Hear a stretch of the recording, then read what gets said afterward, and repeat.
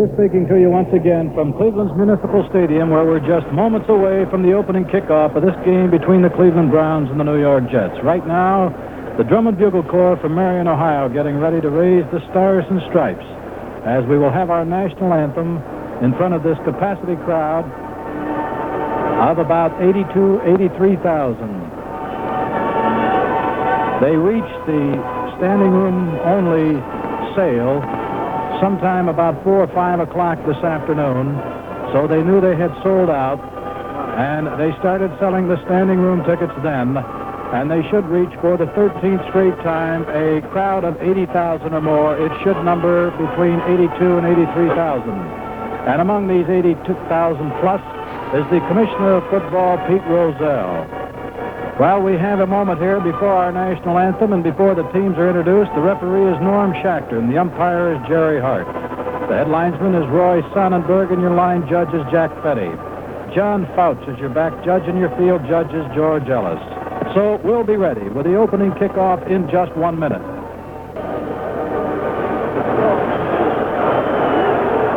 There is a certain amount of reaction from the crowd here as several of the New York Jet ball players came out of the dugouts on the far side of the field, and when the fans saw them, they received the usual anything but laudatory reception. And now the introduction of the New York Jets, and I imagine they will go with the offensive team since the Jets will take over first and receive the kickoff. And here comes John Schmidt, the center, number 52 in his 7th year from Hofstra. He's followed by the left guard, Randy Rasmussen, his 4th year from Kearney State.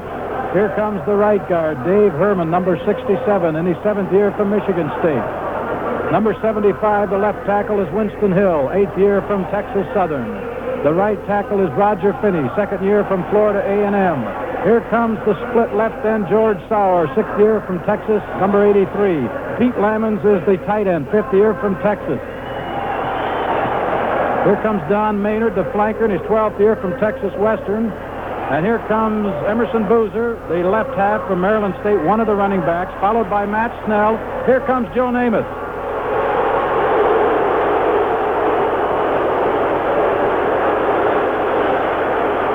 Joe Namath on just about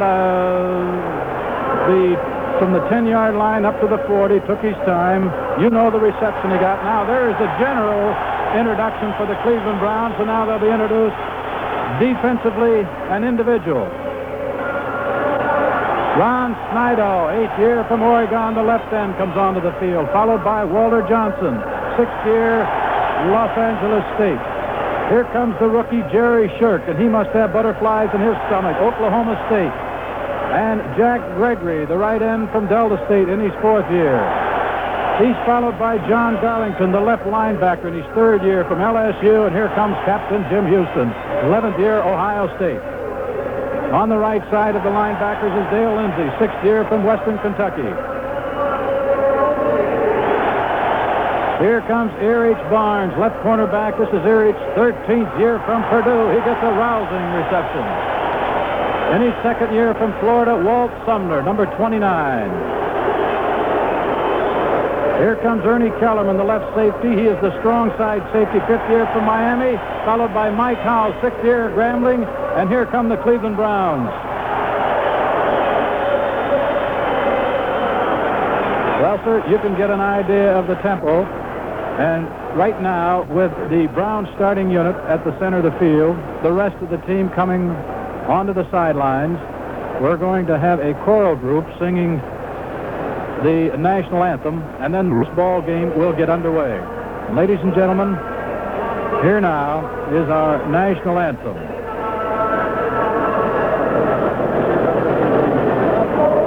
We had the Lord's Prayer played by the Marion, Ohio Drum and Bugle Corps. We've had the national anthem as sung by the George Stone Singers, a popular male chorus out of Cleveland, Ohio. The director is Mr. George Stone. You just heard them. We'll have a reenactment of the flip of the coin with the referee Norm Schachter, and representing the New York Jets is their outstanding middle linebacker Al Atkinson, is their captain, and the Browns, at least at the initial flip of the coin, had just two captains for tonight's game, Leroy Kelly offensively and Jim Houston defensively. Sometimes Blanton Collier, as you know, appoints a special teams captain. Tonight, I think they will go out with just two of them. Earlier, those Jets did win the flip of the coin, and they'll be moving away from the bleachers as the Browns and the New York Jets get off on this first Monday night game. It's the first for the Browns as far as the old All-American or American Football Conference is concerned, I should say, and it's the first time the Browns have met the Jets, although we mentioned earlier the Jets did show here 2 years ago in the first game of the doubleheader, and in that one Joe Namath played about a quarter and a half, as I recall. Joe came into camp late, even later than most of the striking veterans, but he has come on strong in games and looked very good against the Dallas Cowboys. He is completing about 50 to 51% of his passes. They had earlier behind Joe Namath, Babe Parilli, whom they let go. And Joe has behind him a quarterback from Duke by the name of Al Woodard. And Jim Turner is also a quarterback, but he hasn't had any experience or any action this year. He is their place kicker. He had the 3 field goals in the Super Bowl, an outstanding place kicker, and Tom O'Neill does their punting. As you know, this past week, Don Cockcroft, the last of the Browns to be unsigned, he wasn't holding out, he was just unsigned, came to terms. Here comes Joe Namath across the field with Al Atkinson, and out to greet them, Jim Houston and Leroy Kelly, Norm Schachter to do the usual introductions and the flip of the coin. I don't even think they flip it on this reenactment because they know what it is. This is for the benefit of the crowd that comes late. And the Browns are receiving their final instructions from Blanton Collier, who said hello to Weeb Eubank. Weeb Eubank on the far side now has split his huddle. He is wearing his coat now. Blanton Collier's in his shirt sleeves. The captains come back to their respective huddles. And the New York Jets line up with their kickoff return unit when the Browns are receiving tonight Homer Jones. This is a change in their previous games. Homer Jones will be on the kickoff return unit. Number 85, and as we mentioned, should Gary Collins go out of this ball game because of his bad leg, Fairhooker goes to the right and Homer Jones to the left. The Browns are now taking the field, and Don Cockcroft has the ball on the 40-yard line. It's a muggy night. Temperatures in about 82, 83 degrees. There is a considerable wind, but you can't tell which way it's blowing because on one end of the field it goes one way, and on the other end it goes the other. That's what happens when you have stadiums built like this stadium and the wind swirls. We're all set for action. Don Cockcroft, the 1970 season, getting underway for the Browns and the Jets. Here to call the game for you, as usual, is Gib Shanley. Thank you, Jim Graner. Good evening, everyone. Number 37, George Knock. Number 40, Mike Battle at the goal line. The kick by Cockcroft, a little short. Taken by Battle at the 5 to the 10 up the middle. 15-20. Gets away from one man, hurls another at the 30 and gets knocked down at the 33-yard line. Mike Howell is one of the boys on the tackle. Warren Freddie Summers is the other. 28-yard return. Ball on about the 33.5. Jim gave you the starting lineups. That's the way they come out on the field. Joe Namath, the quarterback. Emerson Boozer, number 32. Matt Snell, number 41, the running backs. The wide receivers are George Sauer and Don Maynard, and Pete Lammons is the slot end. We have Maynard flanked to the right. Sauer splits 5 yards at left end. Lammons out about 1.5 yards at right end. Snell now moves over, lines up right behind Namath. He gets the handoff, tries right tackle, cuts to the outside, is hit by John Garlington and slammed down on the 36-yard line. Mike Howell helped on it, but the left side of Snido and Johnson clogged up any hole that was supposed to be there. Nose of the ball spotted on the 37-yard line, gain of about 4. Snell tried to go off tackle to his right, then tried to go outside when he was stopped, but Snido turned it in.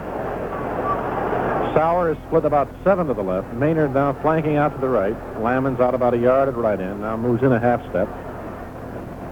Hand off. Boozer, left tackle, hits the 40 to about the 41-yard line. Jerry Shirk hanging on, pulls him down. John Garlington an assist on the stop. Ball is over the 40-yard line, about the 40.5. Randy Rasmussen, the left guard, led the blocking. Gain of about 3. We have about 3.5 yards to go yet for a first down. Typical for a passing team, Gib, that starts out running just to show the opposition that they can stay on the ground and move it. Maynard flank right. Sauer splits 7 to the left. Browns showing a 6-man front. Namath throwing. Screen left flat drop by Matt Snell. He goes back after, but it's an incomplete pass. Namath threw it in front of him. Not a lateral. A hand for the Browns defensive unit as the Jets have to punt.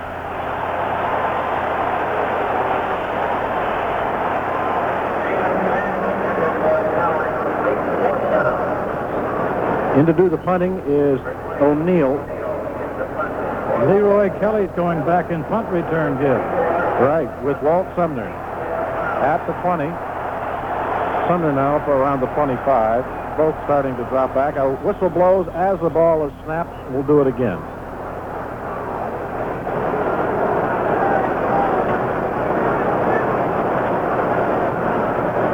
Five-yard penalty against the Jets.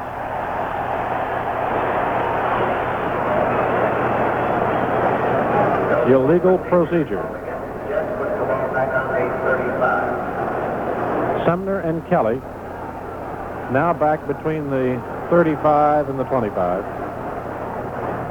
Good snap. Kick is up. Not too good a kick. Short off the right side of his foot. Now it takes a New York bounce at the 30, 20, but I believe somebody may have touched it up at the 30-yard line. Must have touched one of the Jets. That'll be a 35-yard punt. And the Browns, they're going to call it a flag. He originally dropped his hat, which you were right, but now a flag went down and they assessed a 15-yard penalty. Interference against the Jets, and the Browns have it on the 45-yard line of New York. Originally his hat went down, Gib. They don't call that very often. All right, the Browns, of course, have Nelson at quarterback. Gary Collins, the flanker. Fair Hooker, the split end. Milt Morin is the tight end. They're in the I and shift out of it. Hooker now moves out 7 yards, split to the left. Morin out about a yard at right end, and Collins flank right. And a fake handoff. Nelson to throw. Drills one. It is caught at the Jets' 43-yard line. Milt Morin with WHK Hicks hanging on his back. The Browns' tackles are Dick Shaprath and Joe Tafoni. John DeMari and Gene Hickerson are the guards. Fred Hoagland's the center. That's a 13-yard pickup. Ball spotted on the 42 of the Jets. The Jets up front have Mark Lomas, a rookie at left end, Steve Thompson at left tackle, John Elliott at right tackle, Verlin Biggs at right end. We'll get the rest in a moment as the Browns are out of the huddle. First down and 10. High formation. They go from it. Bo Scott over right guard. Not much of a hole. I doubt he even got back to the line of scrimmage. Steve Thompson on the stop, along with Al Atkinson, the middle linebacker. They give him about a half-yard loss on the play. The linebackers left to right are Ralph Baker, Al Atkinson, and Larry Grantham. The cornerbacks are rookie Steve Tannen at the left side, rookie Early Thomas on the right side. The safeties are WHK Hicks and Jim Hudson. Second, about 10.5 to go. Browns in the I, both ends are in. Collins now moves out to the left, split end. The slot left is Fair Hooker. Handoff, Kelly over left tackle, quick opener to the 40. He's to the 35, close to the 34-yard line. Verlin Biggs on the tackle. John DeMari, the left guard, cleared the hole. That's good for, they'll mark it on the 35-yard line. It'll be third and about 3. 7-yard pickup. Boy, Nelson has come up with some nice play calling, although he's only called 3 plays, but that pass to Milt Morin was off the play action, and it took the linebackers, kept the linebackers up and honest, and then threw it in his area, and then he put Gary Collins and Fair Hooker on the same side, went up the center for the 7-yard pickup. Hooker flank left, Collins split 5 to the right, and both cornerbacks are right up on the line now for the Jets. Handoff, Kelly on the draw, trap over left tackle. He's to about the 31-yard line. First down. Biggs and Elliott on the tackle. Shaprath and DeMari led the blocking.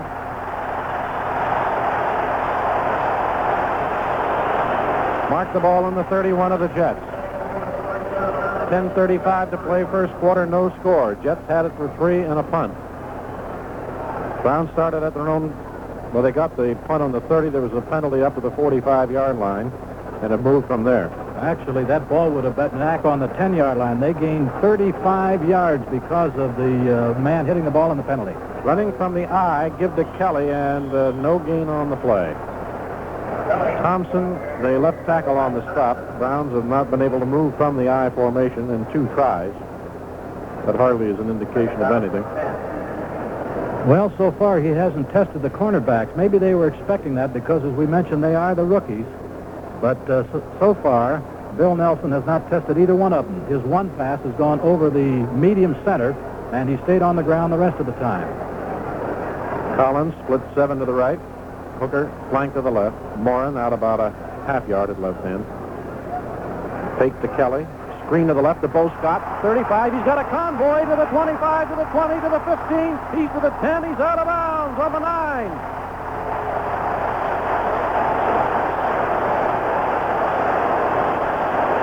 Early Thomas wrestled him out of bounds with Al Atkinson's help. Damari and Hickerson and Fafoni, the convoy. Jets were completely fooled on it. They went for the fake to Leroy Kelly. Ball on about the 9.5-yard line. First down and goal to go. And actually, the pass was thrown a little behind Scott. He almost lost it, then almost stumbled. And I think if he'd put his head down at the 10, he could have almost gone in for the touchdown. Browns out of the huddle in the I with Collins split 7 to the right. Shifting now. Collins flank right. Both ends in for the Browns. Give to Bo Scott, hitting left tackle to the 9. That's it. Caught by Verlin Biggs, the veteran of the Jets defensive line at right end. And Kelly, I doubt, got a yard on it. No, about a half yard at best. Second and goal. Well, Jim, you're talking about the cornerbacks. The Jets might be doubling up a little to help those rookies, and that may leave something else open. That could be, very likely, and especially the linebackers can go over, because as you mentioned, they're just like the rest of the cornerbacks in this conference. They're playing right on the line of scrimmage, nose to nose against those wide receivers. And they are right now as Collins flanks right. Hand off to Kelly, right tackle, cuts back into the 8, driven down hard. And a beautiful tackle by Ralph Baker, caught him right in the midsection and slammed him down with Al Atkinson hitting low. Kelly gets a yard. Third and goal. The ball on the New York 8 with 8.5 minutes to play in a scoreless first period. And traffic is still lined up for miles. Don Cockcroft has his helmet on, and he's exercising that foot. Undoubtedly, at this stage of the game, if they can't pick it up now and they got good yardage on the 3rd and goal, they would go for the field goal.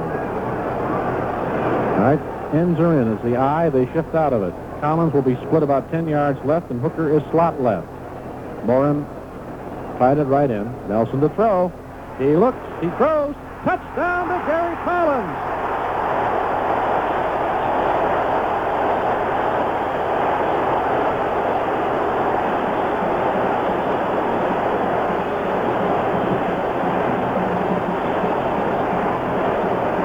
Collins beat rookie right cornerback Early Thomas.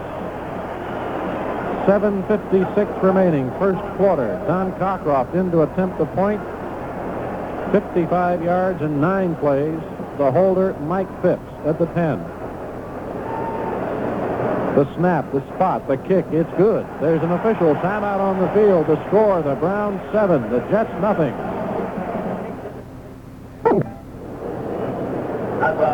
Gib on that touchdown. They put Gary Collins out as the flanker, and they slotted Fair Hooker in the same area, and then the free safety came over to help either one, and Fair Hooker was going to the outside, Collins to the post, and the free safety, Jim Hudson, went with a double coverage on Hooker, allowing single coverage on Gary Collins, and no one can cover him on that post pattern by himself.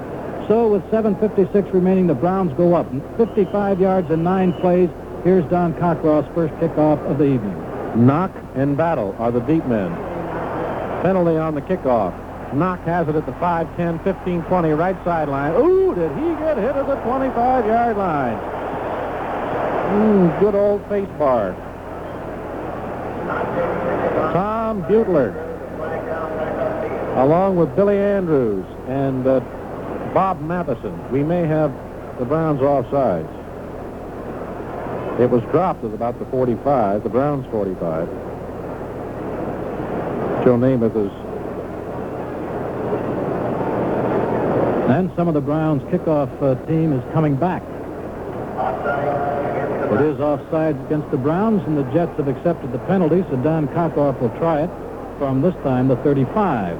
And they returned it to the 25. Let's see if it's wise. Sometimes these things pay off, sometimes they don't. From up here, the wind would be at Don's back. But as I mentioned, that might be different on the field. Although I do think the flags on the field are flying west-east. Jets have had it just once tonight, had 2 plays on the ground, a pass incompletion, and they punted. They're going to get it the second time right now. Knock and Battle move up to the 5-yard line now. 12 hit. Knock under it again at the 5. Drops it, picks it up at the 5, 10, 15, right sideline. He's hit hard again on the 23. Fumble the ball. The Jets have it. The Jets have it. Some of the Browns say the Browns recovered it, but the referee's right on the spot. Bob Matheson's the man who made the tackle. 17-yard return. Ball on the 22-yard line.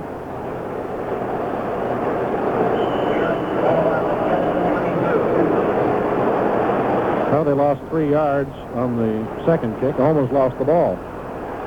Maynard is the flanker to the right. Lammons out about a yard at right end, and Sauer splits 5, 6, 7 yards at left end. Boozer and Snell, the running backs. Give to Snell. Left tackle breaks open at the 25-30, spins away to the 35-yard line. Sumner and Howell made the tackle. 13-yard pickup as they split Gregory and Johnson. I'm sorry, Gregory and Shirt. Boy, and all of a sudden, Gib, it looked like he was just going to about hit the line of scrimmage. As soon as he got there, he had that opening, and it did open up big for 13 yards to the 35.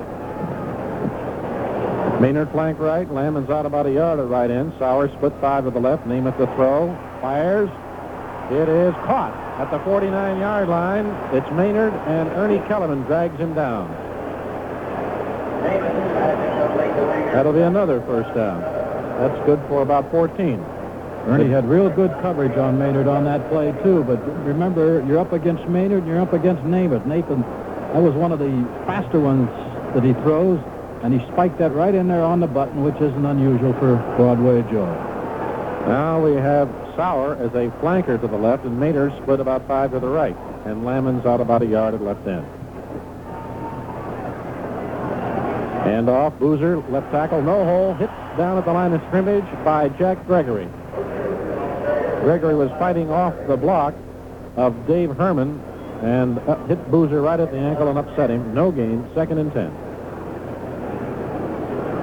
5:47 to play, first period, 7-0 Cleveland. Maynard is flanked to the right. Sauer splits 7 at left end. Moves in now, a couple of steps. Well, moves back out again. Namath hands off on the draw to Snell. Shirk's got him at the 50 and hauls him down. Jerry Shirk, former wrestling champion, wrestled Matt Snell down. Walter Johnson had an assist. It'll be 3rd and 9 at the 50. Maybe it just looks it up here, Gib, but it looked like Namath had that ball way out in front of him, which takes away the deception of a handoff like that, but maybe down on the field it's different. I don't know, but it was obvious up here. He stuck it way out. Maynard will flank right. Sauer out 7 to the left. Lammons out a yard at right end. Namath the throw. Sets. Drills it. It is out of bounds and deflected out of bounds, and a beautiful play by Walt Sumner. Intended for Sauer at the Browns' 35-yard line, and Sumner just got his hand up to flick it out of bounds. The Jets will have to punt. Boy, and Namath had to unload that because he got a great rush from Jack Gregory, the defensive right end. Steve O'Neill will punt for New York. Walt Sumner back in single safety at the moment. I don't see... well, Reese Morrison this time is going back with him. Kick is up. A little short, fair catch, held by Sumner at the 16-yard line. There's an official timeout on the field with the score, the Browns 7, the Jets nothing. Ever get caught short after regular store hours and need a prescription filled or want some packaged drug products? Or maybe cereal or milk or cold cuts for the next morning? Everyone has had this problem at one time or another, and in this area it's solved by Stipes Drug Store, opposite the Penn Depot in Worcester. Because Stipes is open from 9 a.m. until 11 p.m. 7 days a week. There's always a registered pharmacist on duty at all times. Free delivery service is available when needed, along with 24-hour emergency service on prescriptions. And you'll find Stipes registered pharmacists careful, competent, and anxious to be of help to you. Also, Stipes offer a full package grocery, dairy, and cold cut line. They have a very complete baby department with baby foods and formula items, and a brand new and more complete cosmetic department featuring complete customer lines by famous Dana, Max Factor, and Corday, as well as many others. Remember now, Stipes Drug Store opposite the Penn Depot, open from 9 a.m. until 11 p.m. 4 minutes and 37 seconds remaining in the first period. The Browns with a 55-yard march and 9 carries. The only time they had their hands on the ball. 2 first downs for the New York Jets is their offensive total. The Browns break. They have it deep on their own 16. Get a break after this play. Collins is split 7 yards to the right. Now moves back as a flanker as the Browns get out of the eye. Hooker is split about 5 at left end. Hand off to Kelly, sweeping right in. Gets a block from Bo Scott. Hits the 20 and down on about the 24-yard line. Joe Tafoni threw another block. John Elliott made the tackle. Not too bad a block by Bo Scott. That'll be a pickup of about 8. 2nd and 2.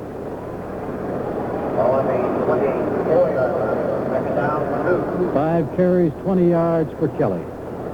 George Flag. 4 minutes, 5 seconds to play. First quarter, 7-0 Cleveland. Browns out of the huddle. Missed the break, didn't we? We'll do it after this one. Hooker is flank left. Nelson to throw. Fires little short. Too low for Bo Scott up at the 30-yard line. Incomplete. Baker covering the linebacker. 10 seconds for station identification. This is the Cleveland Browns Football Network. High school, the College of Worcester, Ohio State Buckeyes, and Cleveland Browns football on WWST FM stereo in Worcester.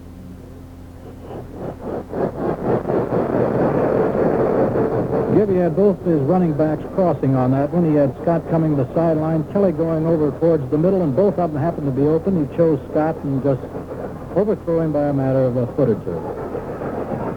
They have a 3rd down and still 2 to go. Ends are in. Collins a wing left.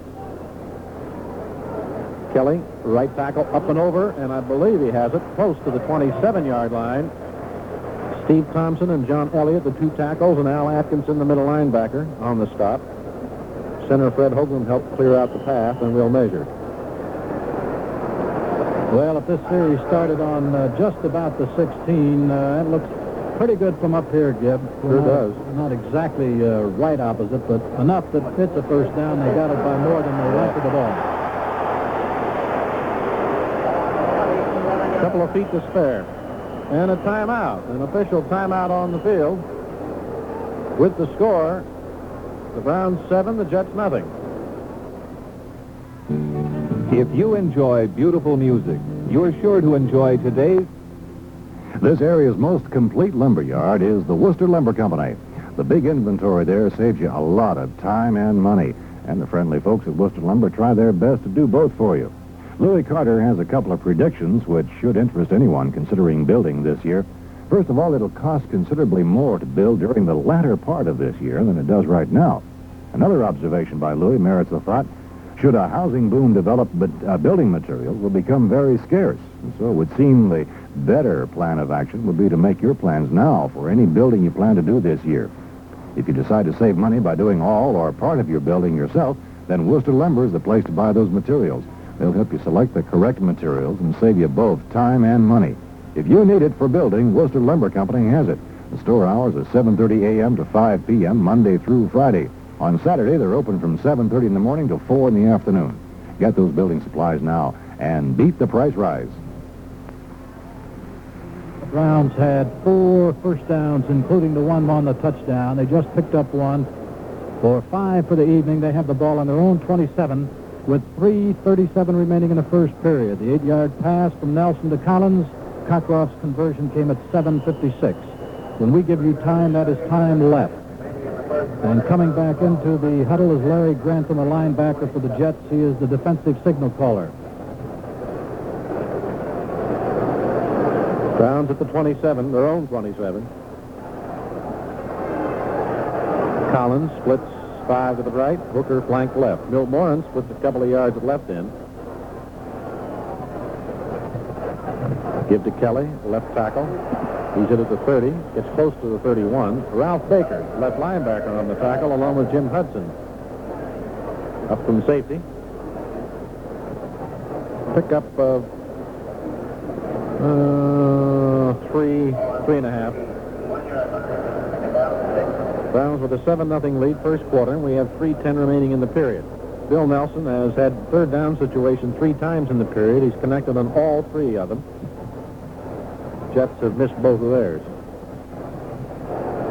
Collins is split right. Now flank right as Morin comes out of the eye as they slot in. Hooker splits 7 to the left. Give to Kelly, trying to sweep right in. He is hit for a loss back on the 29-yard line by Al Atkinson, who helped not only string out the play, make the stop, and Mark Lomas, the defensive left end, who held up most of the Browns' blocking. It's a loss of almost 2. And it's third down. 8 to go. Nelson has thrown 4 times, just 4 times out of 14 offensive plays, as Kelly has carried 8 for a pickup of 25. Scott has rushed for 2.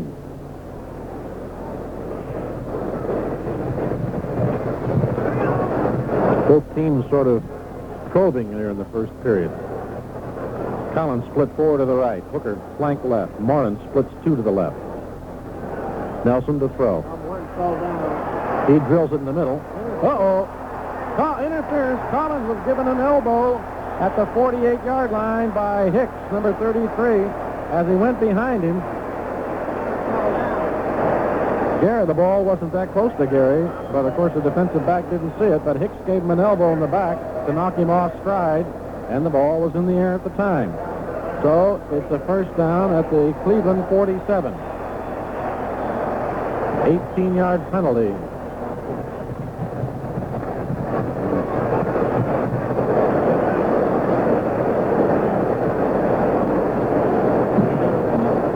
.158 remaining, first period. Hooker is flanked to the left. Collins splits 4 to the right. Morin out a yard at left end. Fake handoff. Nelson rolling to the right. Drills one. And it is another penalty as Collins is upset again. This time it is by Steve Tannen, the rookie cornerback. That one is down on the Jets' 38-yard line. That time Gary was tripped as he made his turn. That was almost like a clip. Gary had faked over the middle and cut out toward the sidelines, and that's when Tannen appeared to not knock him down. He almost fell on the Gary to upset him. Another penalty, officially.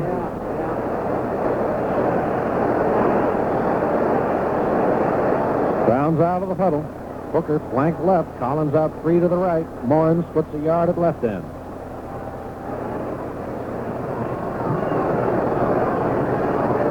Nelson backpedaling to throw. Set. Fires to Milt Morin. He's got it on the 30 to the 25 to the 20 and down to the 18 with Jim Hudson hanging on. And Jim, that time, he only sent 3 receivers out. Kept his running backs back to block. And Milt Morin was opened by about 3 steps on Hudson, who is the strong side man and has the coverage of Milt Morin, and he is the veteran in that backfield. Ball spotted on about the 19-yard line, so it's a gain of 18. Nelson has gone to Morin, as you know. Last year he went to Morin a lot. And some of your tight ends now are becoming the leading receivers on some of your ball clubs. Collins, flank right. Hooker out 4 to the left. Morin splits a yard at right end. And the ball may be a little wet. Umpire steps in to wipe it off. That stops the clock, and it starts again as Hoagland's over the ball. First down and 10. Fake handoff. Screen to the right to Bo Scott. Gets a block at the 20. Scott to the 15, to the 10, to the 5. He's down on the 4-yard line. Larry Granson, the right linebacker. Hickerson threw the big block for him. That's good for almost 16 yards on the play.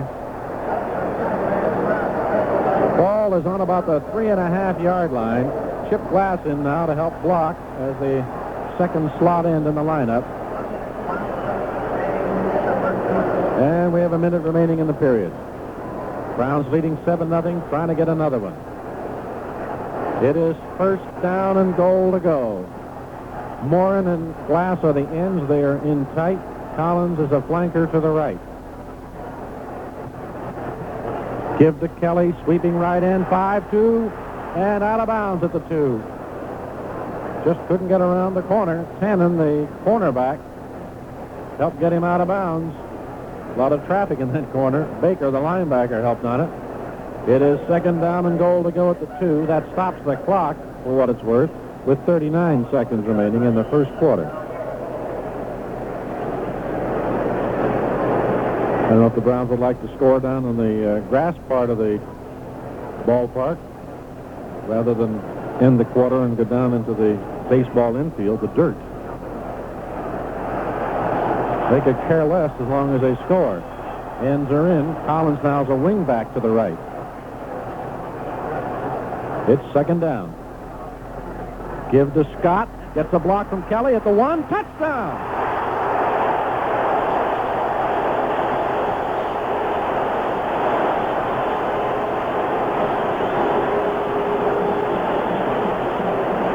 Ran right over Early Thomas, and Leroy Kelly threw the block for him right at the line.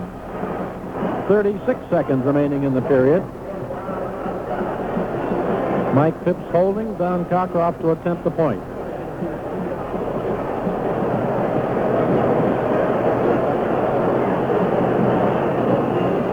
Kick is up. It's good.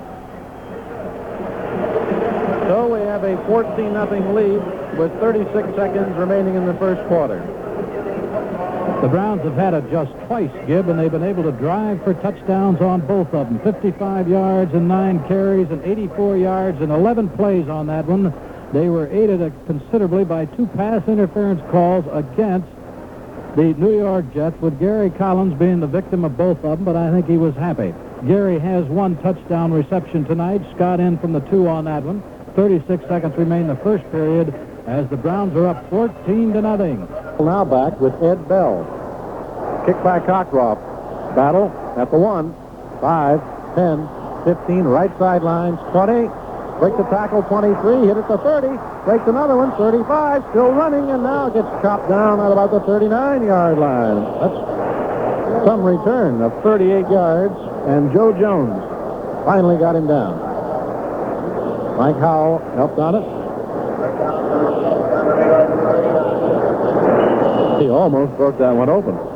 You know how long he was running when he went from 38 seconds down to 20. It took up 18 seconds on that one, and now the clock is running down to 12. Maynard, flank right. Here's Namath to throw. He sets. He fires. It is caught by Boozer at the 45. He's to the 50, and he's pulled down on the Browns 46 by Ernie Kellerman, and there's the gun. That's the end of the first quarter with the score. The Browns 14, the Jets nothing. The Jets in Browns territory for the first time now as Joe Namath finally connects on one to his running back, Emerson Boozer, and they have the ball on the 46-yard line. Plays in the first quarter, 18 for the Browns and 10 for the Jets. Browns dominated with their 2 drives. Jets out of the huddle with Maynard flanked to the right. Stowers split about 7 to the left. Lammons out a half yard at right end. First and 10. Starting the second period. And off Boozer, breaks over left tackle to the 40. Pickup of about 6. Shirk and Kellerman on the tackle. John Schmidt, the center, led the charge off the ball.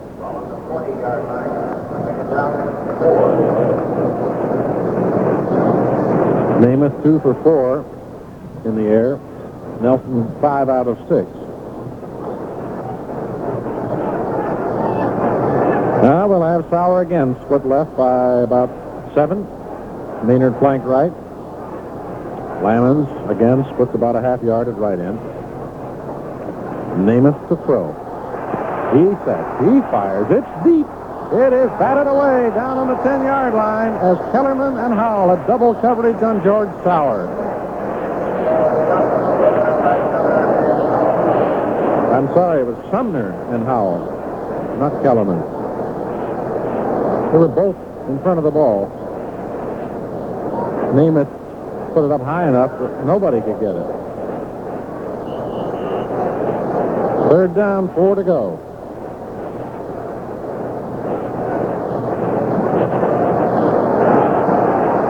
Maynard flanks right. Sauer out 7 to the left. Lamons again splits about a half yard. Snell now moves directly behind Namath. He gets the handoff. It's left tackle, and he's got a first down with plenty to spare to the 30 to the 28-yard line. Sumner making the tackle, along with Walter Johnson. Browns, I believe, have called timeout. Well, we have a flag drop. The official standing on it. It's against Cleveland.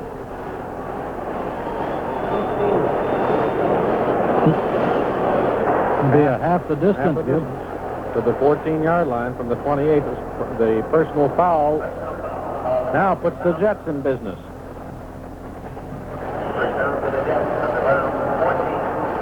First threat by New York. Sauer splits 5 to the left. Maynard flanked out to the right. Lamon splits a yard at right end. Namath hands to Snell. Left tackle. Cuts inside at the 15 to the 10 to the 8. Tripped up by Sumner. Dave Herman, the right guard, pulled out and led the blocking. Ball on the 8.5. The nose of it. That's a pickup of about 5. 14-0 Cleveland. Jets threatening. Second quarter. 13:40 to play. Maynard flanked right. Sauer split 5 to the left. Second down. Namath gives to Boozer, right tackle. He's hit hard at about the 8, maybe the 7.5. Barnes and Houston on it. Lindsay. All placed at about the 7. Boy, and on that play, Gib, Maynard was split wide to the right, and he was covered by Erich Barnes, and Erich came off of Maynard right off the bat when he saw it was going to be a run and dived into that pile and got in halfway through that tackle. 3rd and 3 on the Browns 7. Maynard flanked right. Sauer out 5 to the left. Lamons tight at the right side. Give to Snell up the middle to the 3 to about the 2, and he has a first down. I think the Browns smelled pass instead, and Namath pulled them with Matt Snell getting the first down at the 2.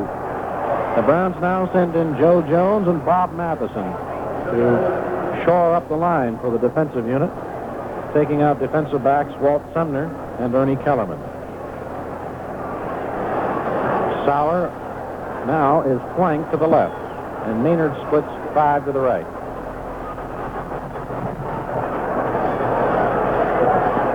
Namath hands to Boozer up the middle, walks in for a touchdown. And the Jets score with 12 minutes, 7 seconds remaining in the second quarter. Now we'll have Jim Turner to attempt the point, and George Sauer will hold.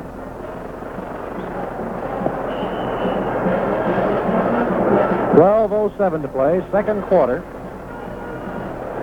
That's the opponent's first touchdown of the 1970 season.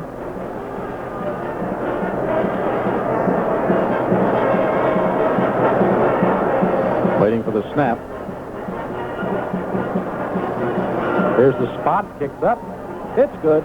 There's an official timeout on the field with the score. The Browns 14, the Jets 7. Getting involved and swinging with the times is the theme and the reason for Barney's Inn at Nick Amster's in Worcester. Barney Lehman has the reputation of being in the know when it comes to the latest, most up-to-date styles for men of all ages. And right now, the SEWS revolution is right on, brother, for all you young men with Barney's In, featuring the unsuit look. You don't have to spend a bundle to look like a million. Style is what makes the great ones great, and you'll find plenty of style in all the clothing you see at Barney's Inn. From fancy flare pants, tank tops, suede cowhide vests and jackets, bells, all displayed for easy selection. The latest fashions all hang out for you to mix and match to suit yourself. Be you in the clothes you wear from Barney's Inn at Nick Amster's. Young men who belong to the action generation are going to where the action's at. Barney's Inn at Nick Amster's in Worcester.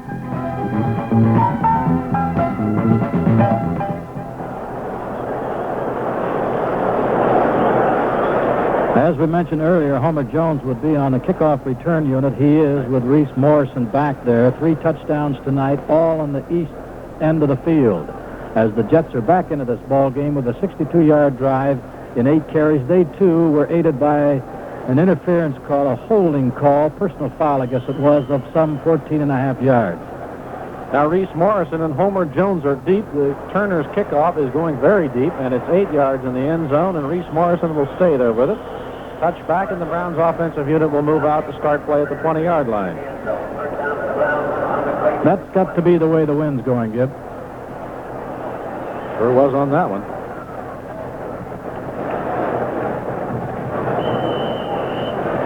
Well, the Jets back in the ball game. They weren't far out of it. Now just trailing by 7 points and very early in this football game. Capacity crowd at the stadium again. Have Collins now flanked to the right. Hooker split 7 at left end. Milt Morin's out about 3 at right end. Nelson back to throw. Batted away and almost intercepted on the 10-yard line. It was deflected by Elliott. Deflected by Thompson, and Elliott almost picked it off at the 10. Gib, you've been reading about that. You've been reading about their various defenses, I think, and on that one, they X their tackles in on that, and really must make it very confusing for the Browns' offense. A defensive tackle dropping one of those.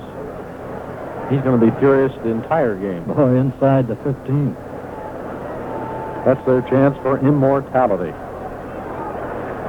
Collins splits to the right. I formation. Nelson back to throw. In the middle. Right behind Milt Morin, incomplete. Third behind Milt. All right. Milt turned right and the ball went zinging left. You know, I could be wrong, but that might have been deflected too, Gib. Well, it's 3rd and 10.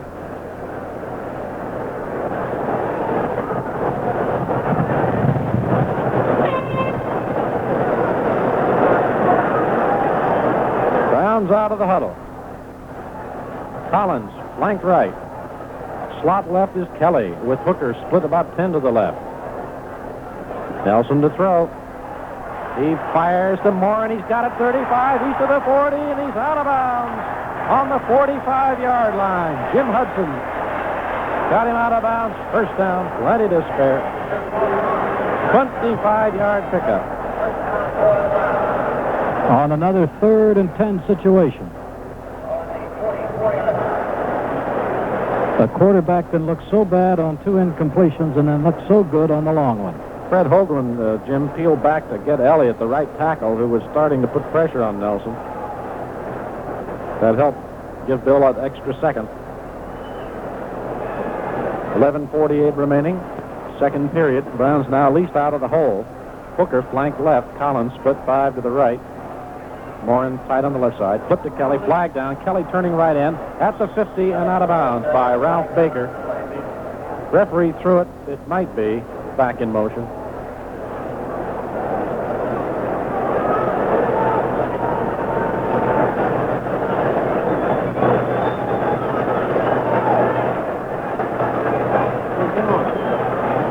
Referee and Leroy Kelly are discussing it.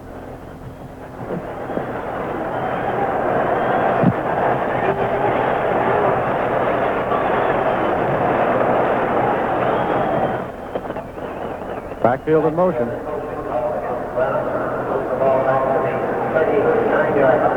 First down, number 15. Referee put the ball on the 39, and the umpire shoved it back where it belongs at the 40. Being a democracy, first and 15. Shifting out of the eye, Hooker's a slot left with Collins split left. Give to Scott. Can't get a hole at left tackle. Chopped down for maybe a half-yard loss. Steve Thompson made the big play, along with Verlin Biggs, the right end. Second down, about 16 to go. They got Scott Holloman in there in safety, Gib number 48, who turned that play in. Well, he probably will be taking care of the slot in now. That was Jim Hudson's job, and Hudson's gone. Collins flanked to the right. Hooker out 7 to the left. Morin splits a couple at right end. Nelson to throw. It is incomplete. Intended for Milt Morin up at the 50-yard line, and Milt hadn't turned around yet. Holloman was covering him on the play. Jets had a pretty good rush on Nelson. It's third down and 16.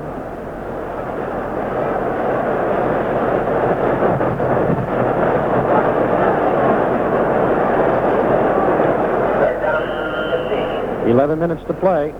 Second period. Browns lead 14-7.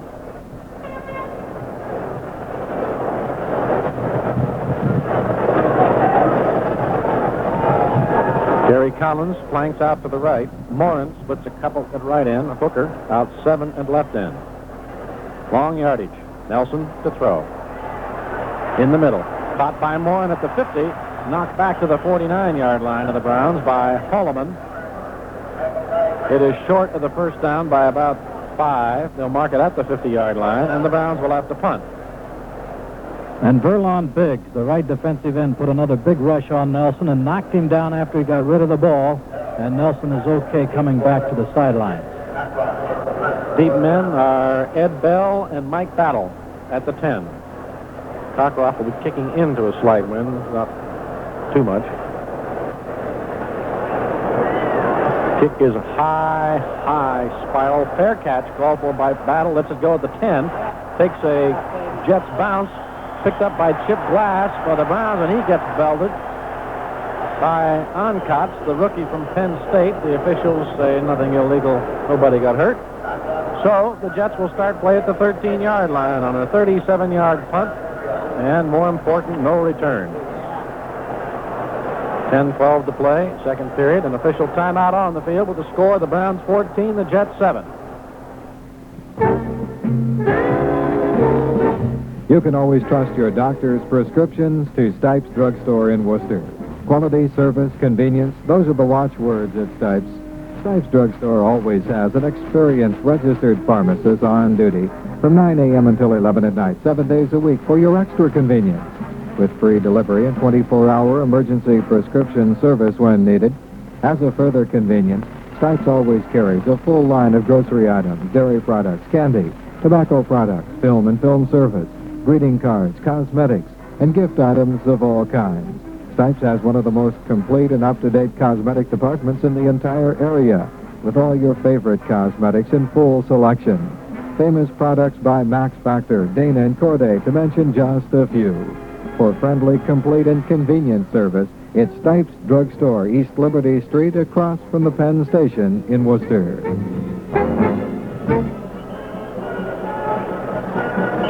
Milt Morin, the Browns' leading receiver tonight, with 4 catches for 67 yards. Joe Namath is only 2 out of 5. But last year, in a series of 5 games in which the Jets won, Joe didn't complete 1 touchdown pass. So there are times they can do it without Joe going to the air.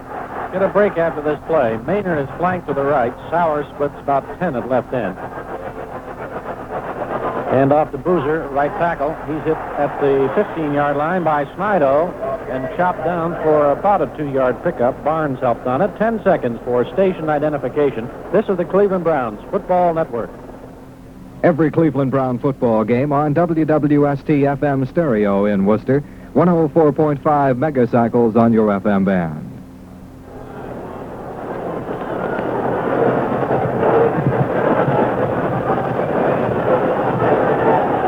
Jets out of the huddle. Second down and 8. They have a slot left now. Maynard in the slot. Namath the throw. Fires. It is caught. Ooh, a hard tackle on Sauer at the 32 by Ernie Kellerman. Chopped him at the knees from behind. A 17-yard pickup, 1st and 10.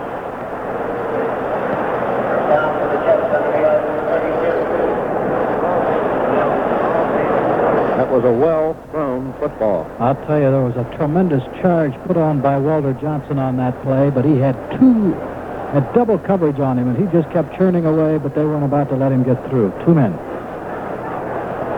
Maynard flank right. Sauer out 5 to the left. Lamons out about a half-yard at right end. Namath fakes the handoff, going to throw it. Drills one. Uh-oh, deep, man open, caught by Sauer, and he's belted down on the Browns' 28-yard line. He beat Sumner, but Mike Howell made the tackle, a 40-yard pickup. They're putting Walter Johnson right over the center, and he's getting this double coverage from the center and the right guard, and once again they have him out of there, giving Joe just a little more time. Paying more attention to Walter than they are to Jerry on these particular 2 plays. I just happen to have my eye on Walter on both of them. All of a sudden, from their own 13 down to the 28-yard line of the Browns. Yeah, timeout Cleveland. I don't know whether Mike Howell has equipment problems or not, but he was over at one time talking to the equipment manager. Now he's coming off, and he takes his helmet off. There's an official timeout on the field. The score, the Browns 14, the Jets 7. Your friends at the Worcester Lumber Company want to help you anticipate the changing of the seasons. And so they're offering for you right now Alsco aluminum storm windows and storm doors. 3 fine finishes from which to choose. A storm door for every purpose. They all have very efficient locks, and they all feature easy glass replacement, which will be a real money saver for you. You'll save also on fuel in heating your home with Alsco aluminum storm windows and storm doors because, of course, they cut down drafts and add comfort and beauty to your home. Now, the Worcester Lumber Company will install these Alsco aluminum storm windows and storm doors for you, so contact them right now at your earliest convenience and avoid the big fall rush. Every storm window and door that Alsco makes is guaranteed for 15 years in writing. Alsco is a sensible blend of quality and price. You'll see what we mean when you look at the fine collection at Worcester Lumber Company. The local people who care about you.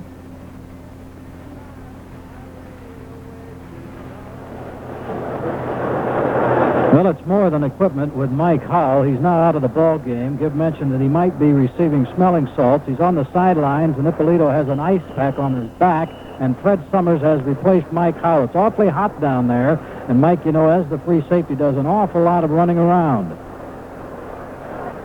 He wanted to go back in. He was on his feet and okay, but then they decided against it, and the Jets break, and they're 1st and 10 on the 28. See if Joe Namath does any picking now on Fred Summers. He has Maynard flanked to the right. He's going to throw it. Sets up. Fires. It is incomplete. At the 5-yard line. Sumner broke it up, intended for Sauer. And a flag is dropped back on the 34. It apparently is holding. 15 yards against the Jets, back to the Cleveland 49. It is for holding. And that's a 21-yard penalty because it's from the spot of the foul, 21 yards from the original line of scrimmage. The infraction called against right guard Dave Herman. But they hold on to the down, but they've got to reach the 18-yard line. They're on the 49. Jets have again Maynard flanked out to the right. Sauer splits 5, now moves out 7 yards split.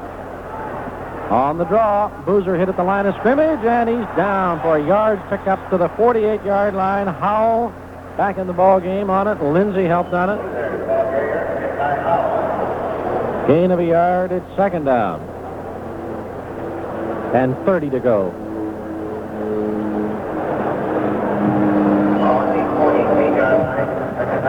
We're halfway through the 2nd period. 14-7, Cleveland. Maynard flanks right. Sauer out 5 to the left. Lammons out a yard at right end.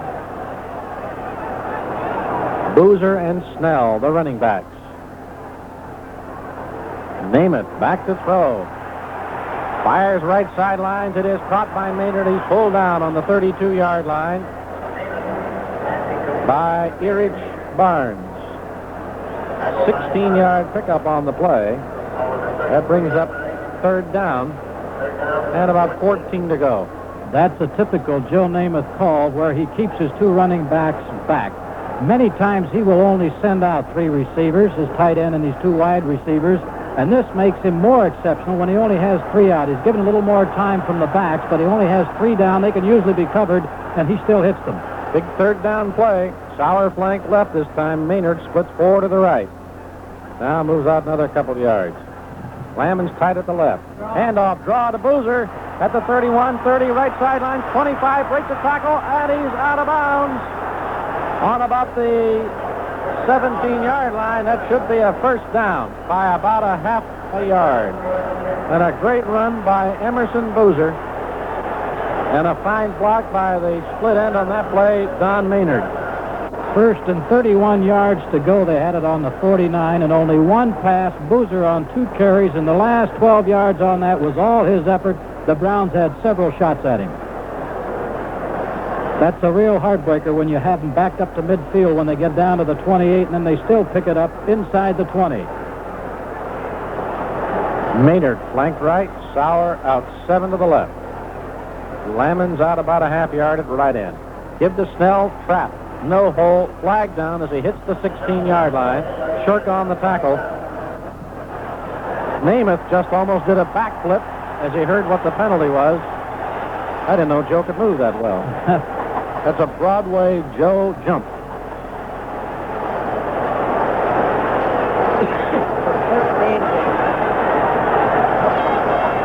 Another big one, 15, back to the 31. Holding, offensive holding.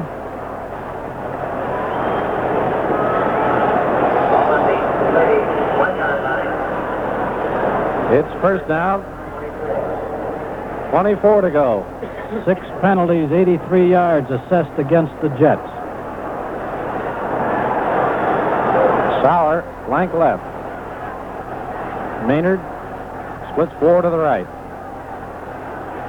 Now moves out another step. Namath to throw. Sets up. Drills one. Deep. It is intercepted by Walt Sumner to 6. To the 10, 15, 20, 25, 30, deep in the middle of the field to the 35, to the 40, and chopped down on the 40-yard line by Herman.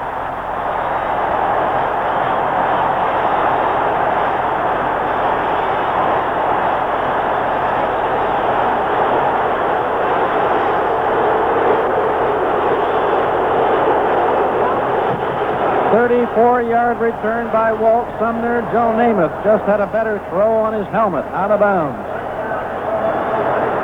He's, of course, angry with himself. He threw it too far. 5:45 to play in the half.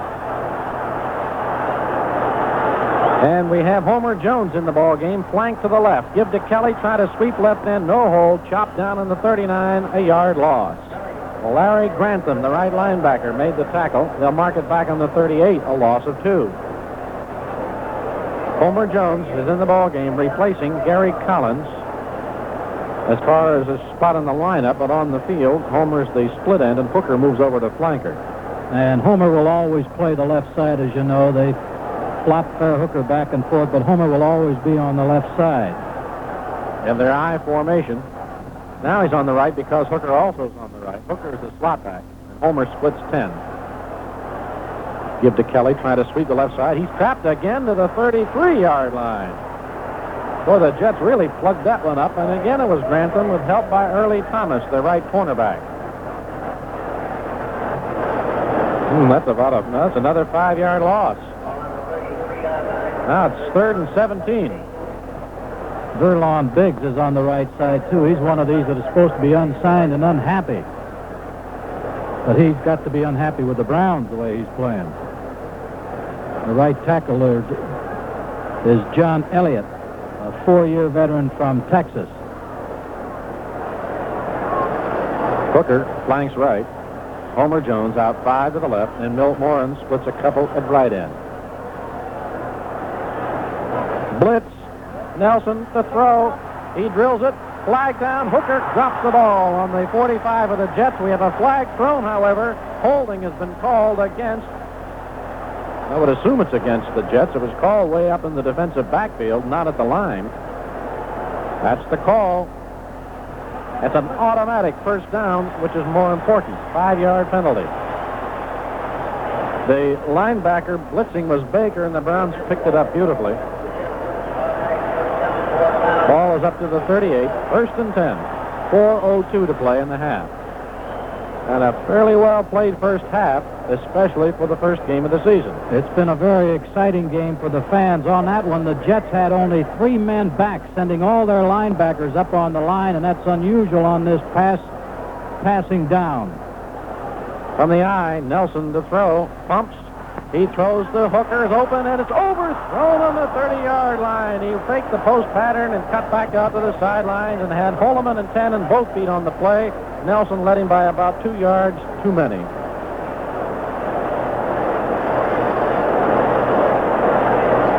We're at the 3:57 mark with the score 14-7. The Browns scoring 2 touchdowns in the first period, and then the Jets getting 1 back in the early going of the second quarter.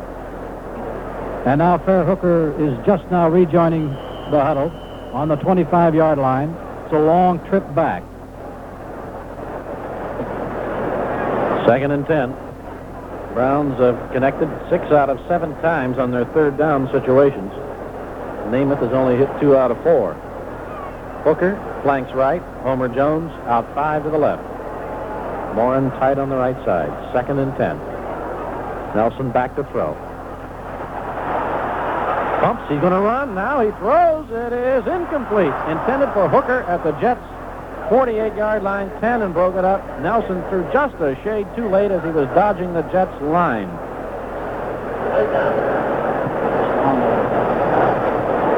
Third and 10. Bill did have some time on that, Gib, and I think he was eyeing Leroy Kelly, who was doing a zigzag pattern over the middle, and finally shook loose, but by that time, Nelson had taken his eye off of him and headed towards the right side, started to run, then had to unload it in a hurry, and Fair Hooker couldn't catch it. Neither quarterback has been dropped for a loss yet, but both teams' defensive lines are putting pretty fair pressure on the quarterbacks. 3rd and 10. Hooker flank right. Homer Jones out 5 to the left. Moran splits a yard at right end. Nelson to throw. He's hit as he throws, and it is incomplete. That spoiled his throw, and it fell harmlessly to the ground. Biggs is the man who hit him, the right end. Ball fell up at the 45-yard line. The Browns will have to punt. 3:45 to play, first half. Ed Bell and Mike Battle go back in double safety. Sam McDowell did not pick up his 21st win today. Sonny Siebert beat him 2-1. Don Cockroft to punt.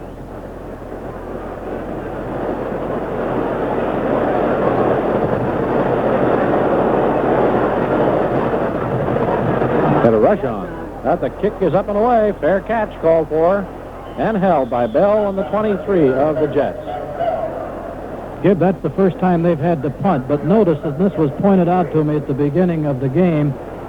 I guess the loss was charged to hand, not McDowell. Beginning of the game, on these punts, you'll know they put 7 men over on the left side, and they send Tannen in to block the punt. They try to block every punt.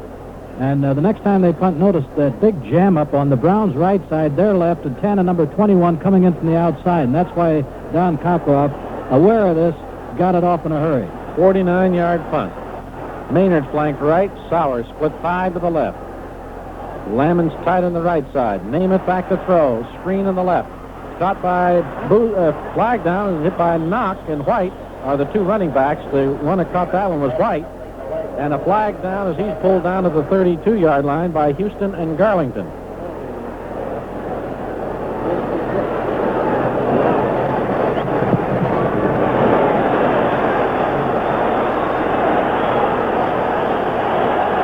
It's against the Jets.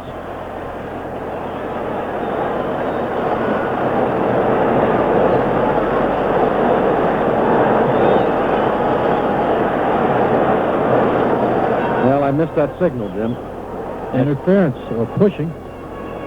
One or the other. Offensive interference. 11 yards, half the distance. Ball back to the 12. First down, still. 3:10 to play in the first half. Namath to throw it. Fires. Maynard got it. 27. Hit down at the 31. Almost lost the ball. Grabbed it again as he pulled down by Barnes. Pickup of 19.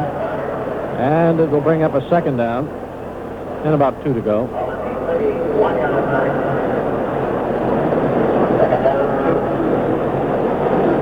There's White going out of the ball game. Snell is back in. And Boozer is back in. Maynard flank right. Sauer out 5 to the left. Lammons tight on the right side.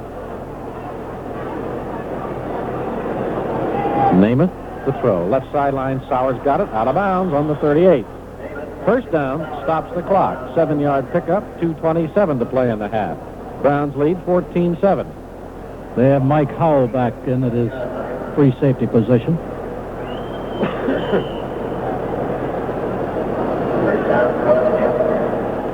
Very few substitutions.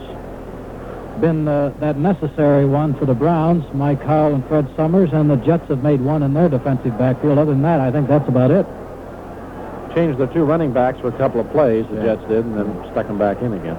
Maynard flank right. Sauer out 5 to the left. Lammons out about a half yard at right end. Namath to throw. Fires hard. Intercepted by Houston on the 48 of the Browns. 45-40 of the Jets to the 30, and he's down on the 27-yard line. Tackled by Herman. Jim Houston went way back in the hook area, reached high in the air and grabbed it. 23-yard return. We're down to 2:17 remaining in the first half, and the Browns have a chance to pick up another one on the 27-yard line of the Jets. This time Neiman hasn't thrown his helmet, but he's walking very slowly off the field. Browns out of the huddle. Collins back in his flank right. Morin out a yard at right end. Hooker out 4 at left end. Give to Kelly. Left guard and tackle, no hold. Fights for about 2.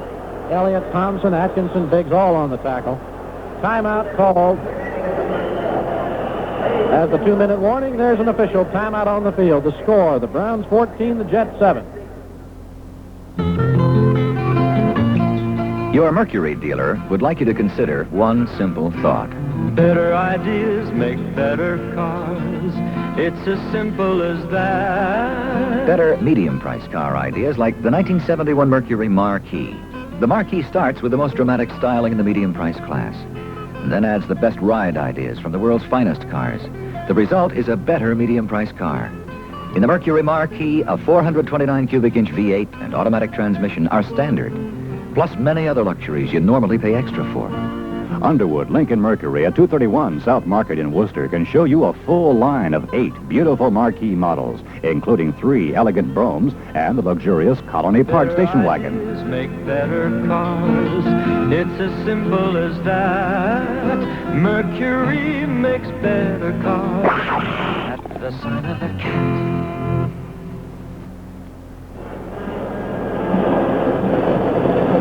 Second and 9 as we go into the final 2 minutes of the first half. The Browns trying to get in for their 3rd score of the evening. They have not scored in this second period. 2 interceptions off the passes of Joe Namath, who has completed 8 out of 13 for 130 yards. Their touchdown came on a 2-yard run by Boozer. But the Browns huddle back on the 35. 3 downs for the first down, which they have to get to the 16. Second down and 8. Collins flank right. Hooker out 5 to the left. Morin splits about a yard and a half at the right end. Nelson back to throw.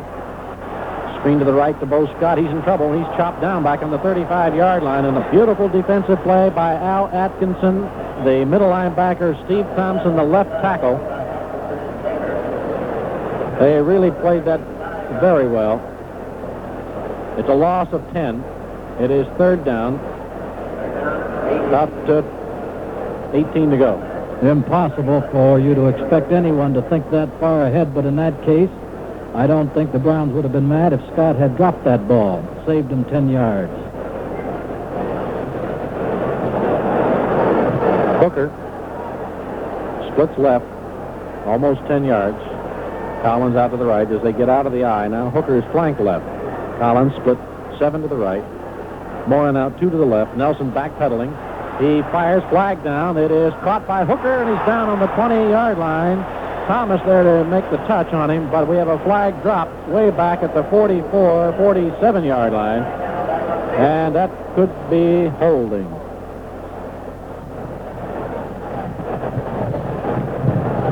They marked the spot of the foul, the 44. That is going to put the Browns out of field goal range with 1:01 remaining in the half. Browns were down to the 25. Now down to the 20. No, 25. On that second down play. Now on the penalty, they're back to the Cleveland 41. Holding.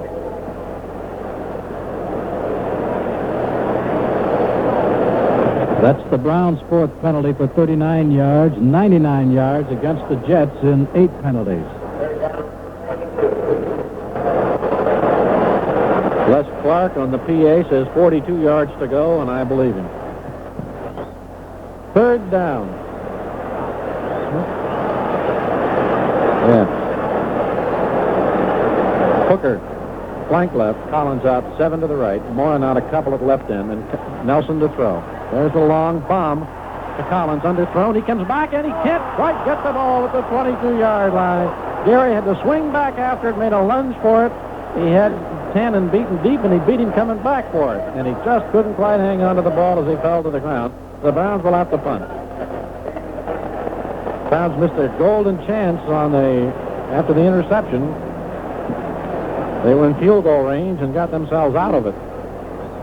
55 seconds remaining. Cockcroft to punt. Bell and Battle in double safety. Line of scrimmage is the Cleveland 41. Good snap. High wobbly kick. Fair catch. Held by Bell at the 20. A 39-yard punt. No return. And the Jets come on the field with 48 seconds remaining in the half.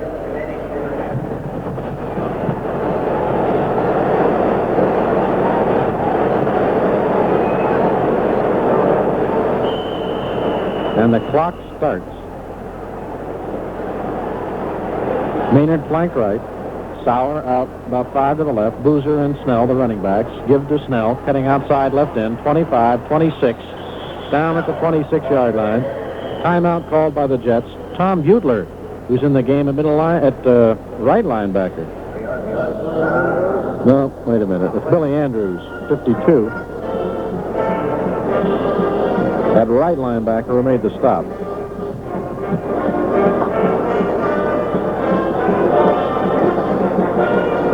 Harry, I bet you're very bad at checkers, aren't you? With 31 seconds left to play now, and second down and about 4, apparently the Jets are just content to run out the clock, even though they've called a timeout because they kept Boozer on the ground. But perhaps in this one or the next one, as they break, that Joe Namath will go for the bomb to try to get at least within field goal range. 31 seconds remaining first half. Boozer's a slot left. Sauer split 5 to the left. Maynard flank to the right. Handoff. Snell, right guard, 30, 35, 38, close to the 39-yard line. Another timeout. 25 seconds remaining. That's another first down. They might just like to get it at least in field goal range. Howell made that tackle. And they have one more timeout. The Browns took their timeout about 8 or 9 minutes ago. Well, they have Jim Turner, who can kick them from the 50, and keep in mind that if there is a prevailing wind down there that means anything, he has it behind his back.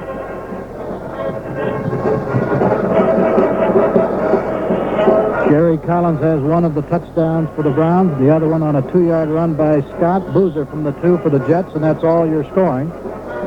And we haven't even had a field goal attempt yet, but we may get one in the last 25 seconds of this first half. Jets have one timeout remaining and 25 seconds remaining. They're trailing by 7. Maynard will flank right. Sauer out 5 to the left. Lammons out about 1.5 yards at right end. Namath to throw. sets, fires, middle, drops by Boozer at the 48-yard line of the Browns. Bugler covering on the play. Tom is now in the lineup. Second down set, 20 seconds. Browns are going with 3 linemen. 4 linebackers. That's 7. 4 defensive backs. Ron Snyder got to Joe Namath, but just seconds late, as is often the case, because most of the quarterbacks will unload it. But he did dump Joe Namath and then helped him to his feet again. 2nd and 10. 20 seconds remaining. Maynard, flank to the right. Sauer out 5 to the left. Namath to throw. Drills in the middle. It is caught by Lammons, flagged down, and he's pulled down at the 48-yard line. 2 flags. That's a 10-yard pickup.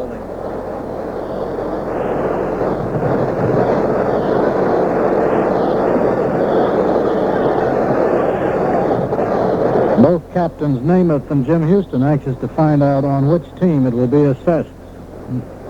Looks like it's going to be against the Jets. Now Namath is talking. Now they leave the ball right where Lammons went down. Lammons caught it. I wish the referee would talk a little louder so we can tell what's going on.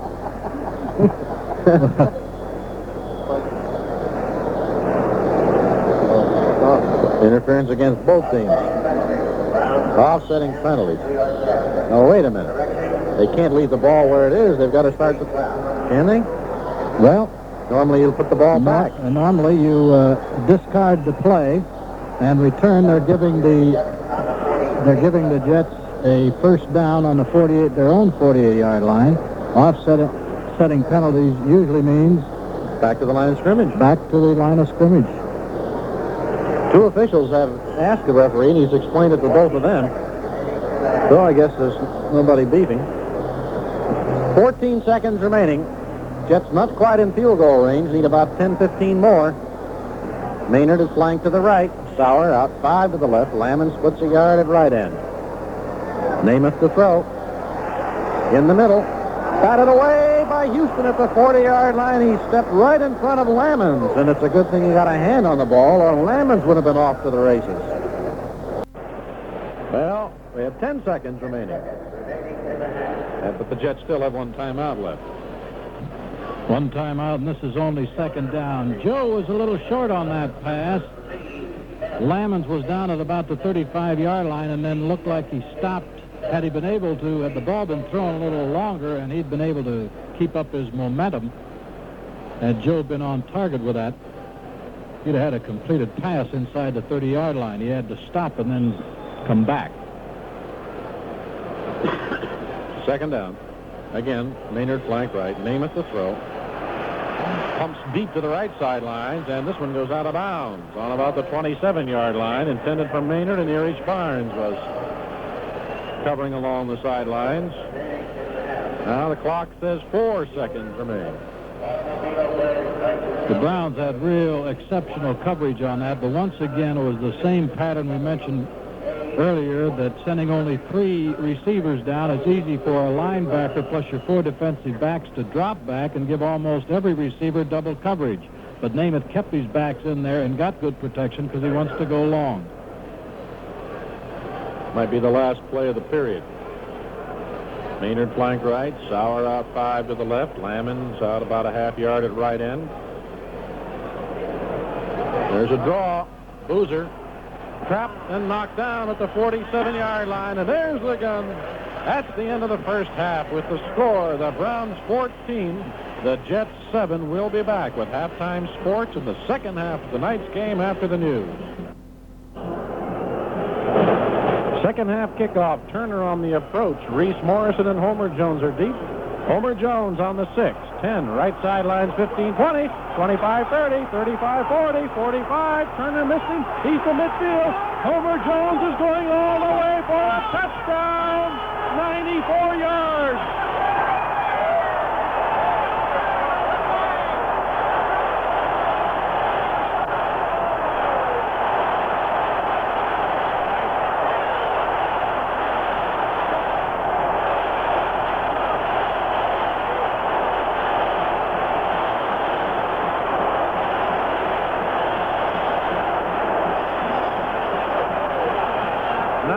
104 yards. Homer Jones, first time his return to football for the Cleveland Browns. Can you imagine the people out at the hot dog stand saying, I wonder what they're yelling about? Phipps will hold. Cockcroft to attempt the point. The kick. It's good.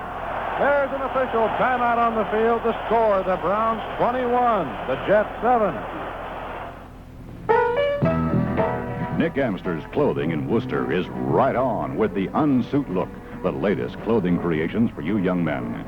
The SEWS revolution has never been more relevant than right now with the opening of Barney's Inn at Nick Amster's. The latest colors, cuts, and cloths in body shirts, flare bottoms, bells, tank tops, jackets, sweaters, and accessories are all there at Barney's Inn. The whole scene displayed in the open where you can pick and choose, mix and match to suit your own creative tastes for every occasion. Live a little. Use your imagination. Freedom and originality are yours to use in exciting new ways. So do your own thing with your wardrobe at Barney's Inn. Choose from suede cowhides, wool herringbones, denims, cotton velvets, corduroys, skinny rib knits, tweeds, tough threads for you under 30 guys. Go funky formal with the unsuit look at Barney's Inn at Nick Amster's. Make it with a now seen in style. Today's new look geared to the young man who knows what's happening and where it's at. It's all at Barney's Inn at Nick Amster's in Worcester.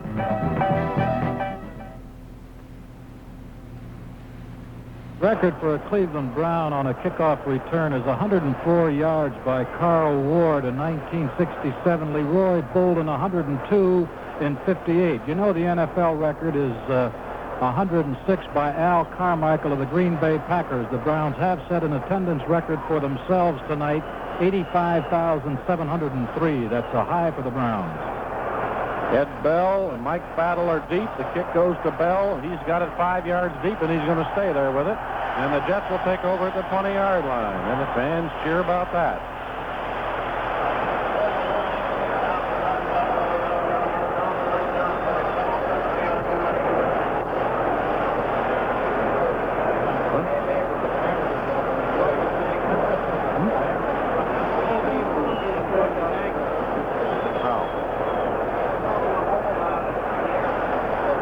Come the Jets out of the huddle.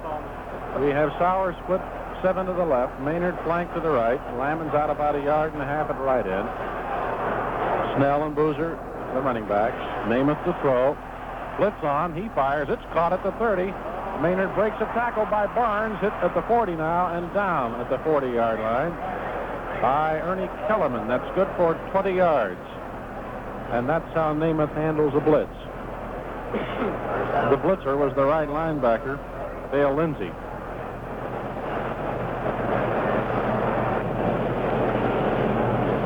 Well, it took Homer Jones 17 seconds officially to run that 94 yards after a lot of the zigs and zags thrown in. And it's 21-7 as the Jets have 1st and 10 on their own 40. Sauer now flanks left, and Maynard is split 7 to the right. Namath to throw. Drills one. It is Sauer, got it at the Browns 45 and pulled down at the 44 by Walt Sumner. And Sauer had to go up in the air for that one. It's a 16-yard pickup, 1st and 10. That touchdown must have made Namath a little mad or angry.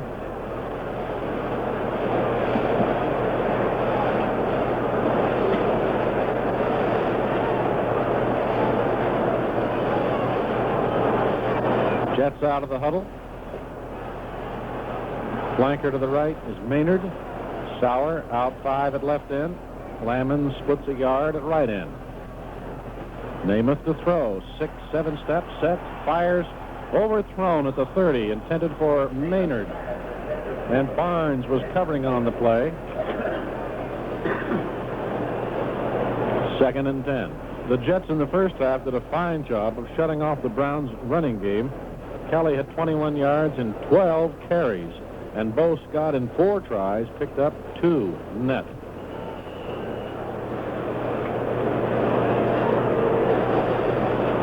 Jets huddling.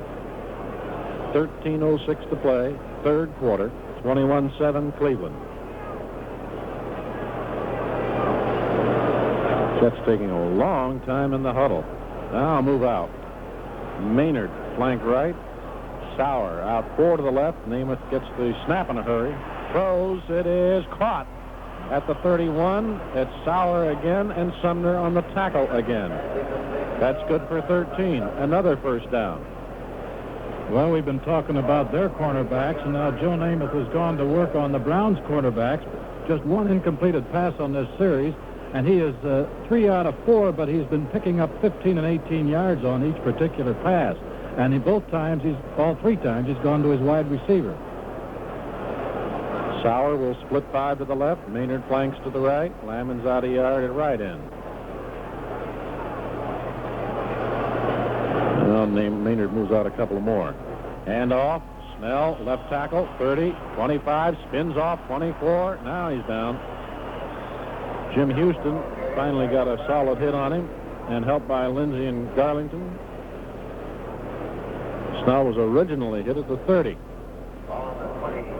And it turns it into a 7-yard gain.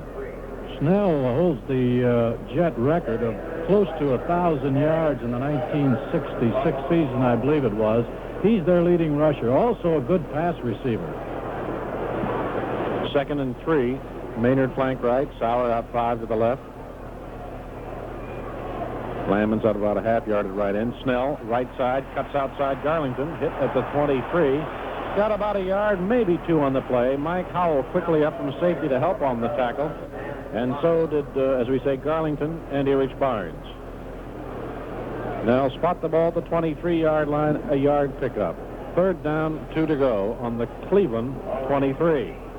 Well, what are you going to call here now, Gib? Are you going to go for the 2 yards, or are you going to go maybe for a pickup of 10 or 15 with the idea that even if you don't get it, you have the field goal? So we'll see what Joe's going to do here.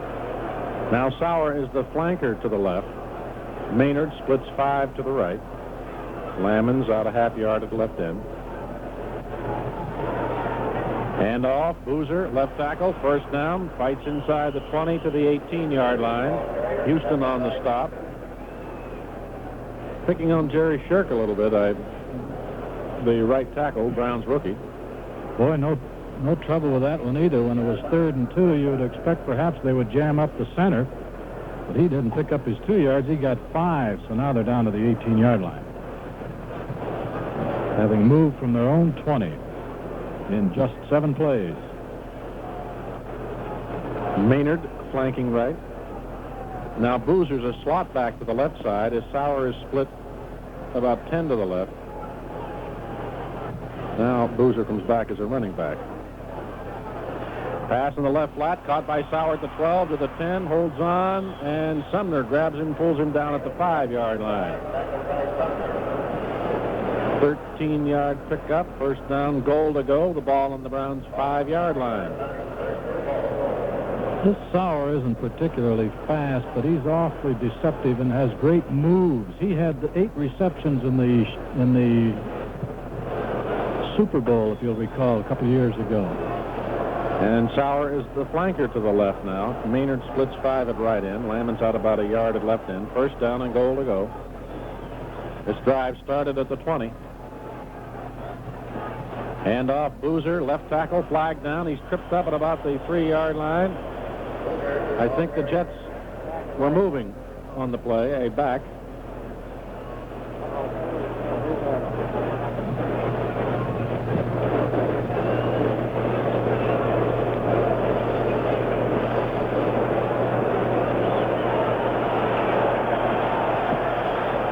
Five-yard penalty to the 10.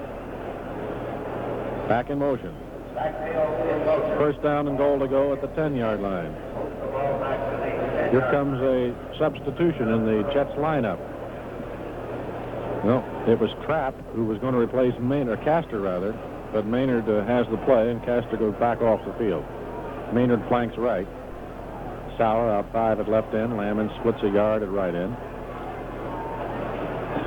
Give to Boozer, left tackle to the 5, touchdown.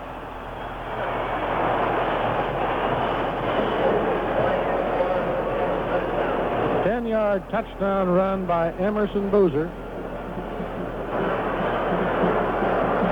And the Jets are within 8 and the extra point to come. Jim Turner will attempt and George Sauer will hold.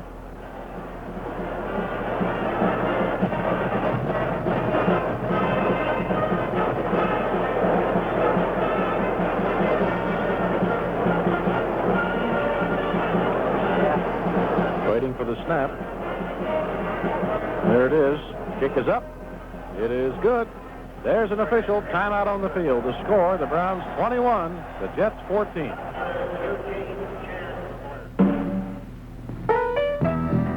Nick Amster's clothing in Worcester is right on with the unsuit look, the latest clothing creations for you young men. The SEWS revolution has never been more relevant than right now with the opening of Barney's Inn at Nick Amster's. The latest colors, cuts, and cloths in body shirts, flare bottoms, bells, tank tops, jackets, sweaters, and accessories are all there at Barney's Inn. The whole scene displayed in the open where you can pick and choose, mix and match to suit your own creative tastes for every occasion. Live a little. Use your imagination. Freedom and originality are yours to use in exciting new ways. So do your own thing with your wardrobe at Barney's Inn. Choose from suede cowhides, wool herringbones, denims, cotton velvets, corduroys, skinny rib knits, tweeds, tough threads for you under 30 guys. Go funky formal with the unsuit look at Barney's Inn at Nick Amster's. Make it with a now seen in style. Today's new look geared to the young man who knows what's happening and where it's at. It's all at Barney's Inn at Nick Amster's in Worcester. 80 yards and 9 plays, and the Jets give it to their bread and butter runner, Emerson Boozer, who last year sat out 5.5 games from an injury, but still scored 13 touchdowns. It's a lot of TDs in 9 games. He's the one that usually carries it in. Turner all set for the kickoff now. 7 points separate these two. We're at 9:22, third period. Morrison and Homer Jones are waiting at the 2. Turner's approach, a little short. It's going to Morrison at the 7, 10, 15, 20, 25, 30, 35, and down. Flag. He's hit after the tackle. Down on the 37. Dennis Onkotz made the tackle. It'll cost the Jets 15.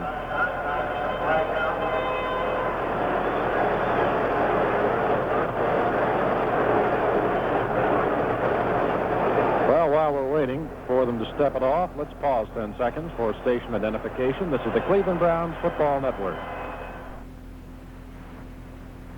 Listening now to WWST-FM stereo in Worcester. 52,000 watts of stereo power.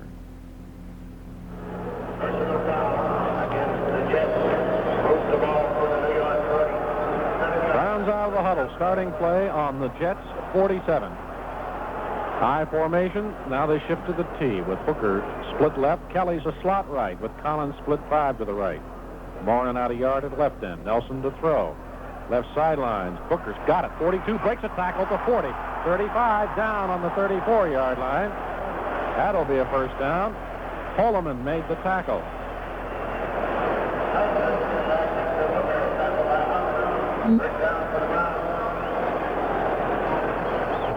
Thomas is the man who missed him, the rookie right cornerback. I think that's Hooker's first reception of the night, too.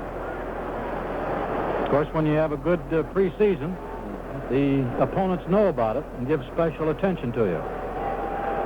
Now Collins will flank right. Hooker out 5 to the left. Milt Morin's out about a half yard at right end. 1st and 10. Flags down on the draw. Kelly 30, 25, down to the 22-yard line. We have a flag on the play.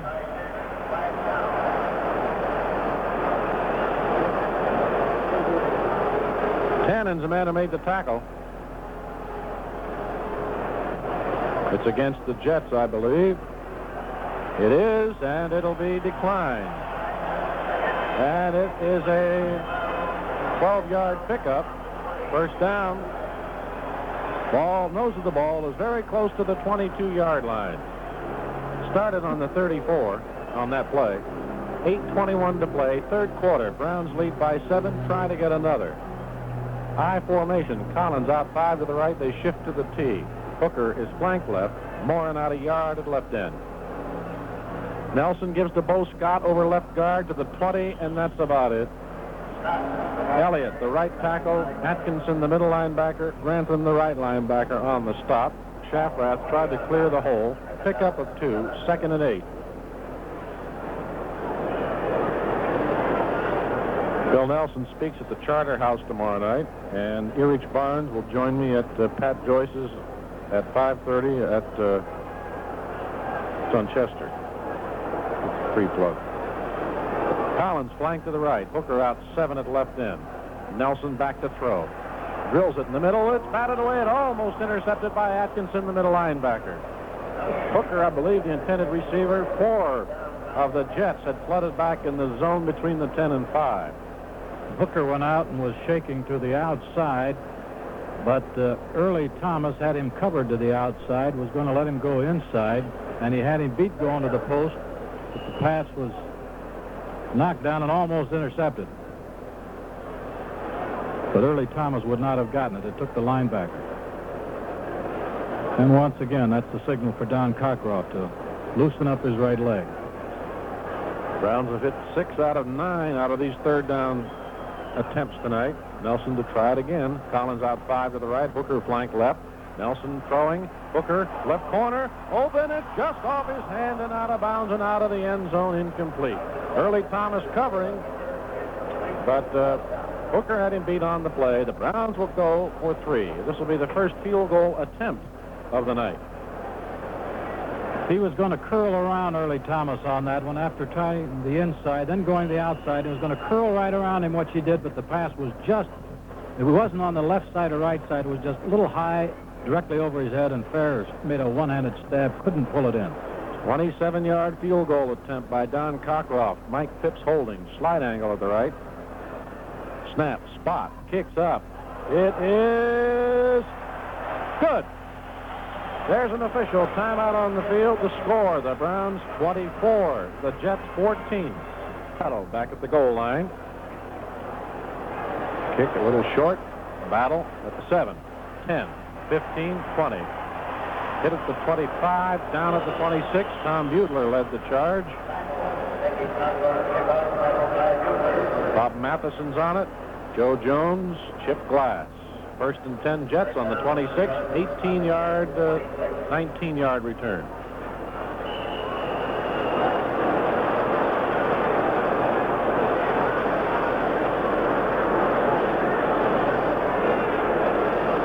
Jets moving out of the huddle. They will have Sauer flank left. Maynard out 5 to the right. Lammons out about a half yard at left end. Namath back to throw. Drills it in the middle. Too high and almost intercepted. Intended for Boozer. Over his hands, and Mike Howell coming over. Saw it, but couldn't quite get over it. We have a flag drop back on the 20. Apparently against the Jets. Jim Houston talking to the referee. 6:55 to play, third quarter. Penalties against New York. Half the distance to the 10. Holding.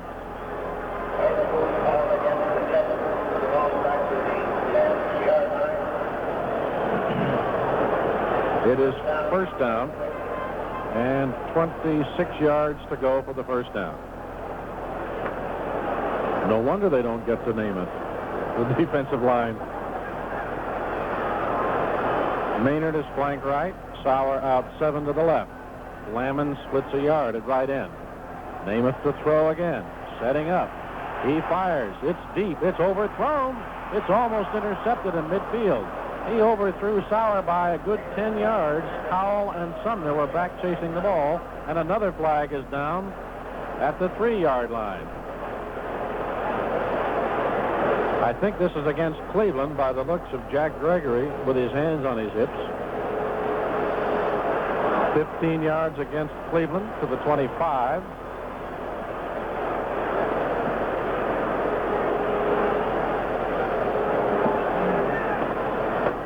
Roughing the passer. And it's called against Gregory. First and 10 at the 25-yard line.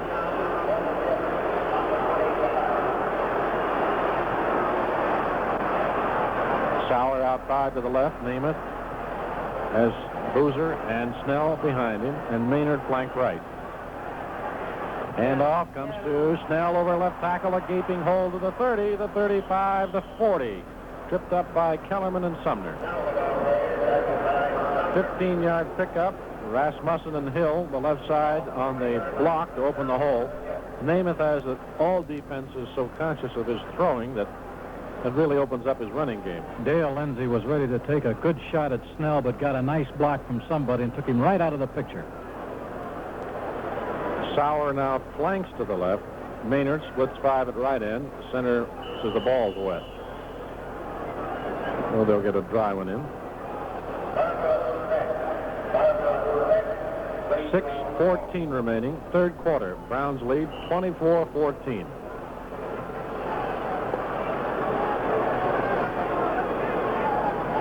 Namath throwing quickly. Left flat. Caught by Sauer. He's knocked down at the 45 by Walt Sumner. 5-yard pickup. 2nd and 5. It's been an exciting ball game. Been a few mistakes. A number of penalties. Still exciting. Sauer's a pretty big name in professional football. His father at one time was personnel director of the New York Jets. He himself wants to be an author and has written several articles and is working on a novel, I think. Maynard flanks right. Sauer's out 5 to the left. Lamon's out about a half yard on the right side. Give to Boozer, cutting outside right end. Hit at the 48 and stopped at the 50 by Barnes.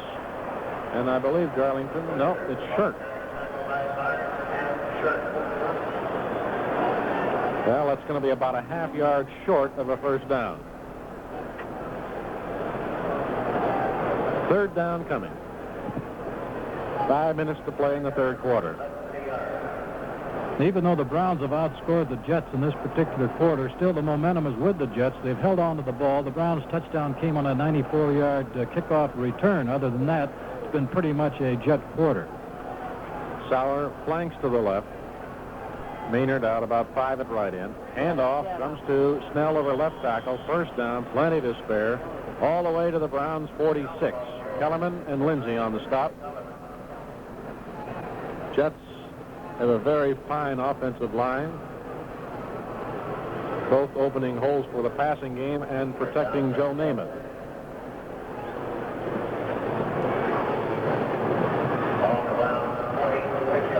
Jets out of the huddle. Maynard is flanked to the right. Sauer splits 5 at left end. Lamon's out a half yard at right end. And off. Check that. It's Snell over left tackle to the 45 to the 41-yard line. Houston and Lindsay on the tackle. I made that one sound like the stutter offense, didn't it? 3:49 remaining. Third quarter. 2nd and 5. Snell's closing in on a 100-yard game. He's now up to 87 and 14 carries. Maynard is flanked to the right. Sauer out 5 yards at left end. Give to Snell, right tackle. There's no hole that time. He's knocked down at the 41-yard line. Walter Johnson, Ron Snido on that stop. Cut just about a yard. 3rd and 4 coming. Now this is almost an obvious passing play here, especially since he stayed on the ground for so long. He has 4 straight plays on the ground. Let's see what Joe calls now. See if the Browns can hold him. They could conceivably be in field goal range, but once again, this is against the wind, and I don't think they'd like to go for a 47, 48-yarder. Maynard is flanked to the right. Sauer out 5 at left end. Lamon's out about a half yard at right end. Namath to throw. Fires to the left. It's caught by Boozer, and he's down on the 32-yard line. That's a first down. Sumner and Lindsay on the stop, close to the 31. And George Knock has come in the ball game, replacing Boozer. And also, Lee White has come in to replace Snell. Must be tired. 2 minutes remaining in the third. One thing about them, they mix up their runners. One doesn't carry 25 times to 8 for the other. It's 15 for Snell and 11 times for Boozer. Maynard flanks to the right. Sauer out about 4 yards now at left end. Namath the throw. He sets, fires, deep, overthrown at the 5-yard line, intended for Maynard. The Browns had a blitz on, but the Jets picked it up. Dale Lindsay was firing in from the right side. Here's Richard Castor coming in to replace Maynard, who just had a long run. Castor is in for his first play now of the night. Started to come in earlier and was chased back off. Rookie from Jackson State, 6'5", 220, and he flies.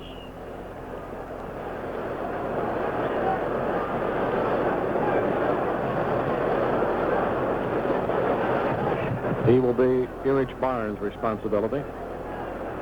Erich just had a long run and stays on the field.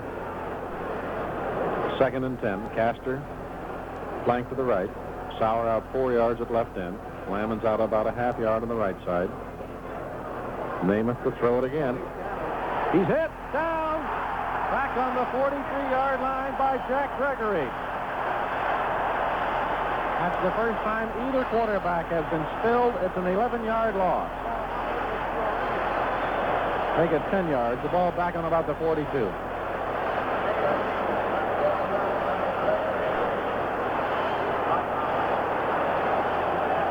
Namath is really fussing in the huddle.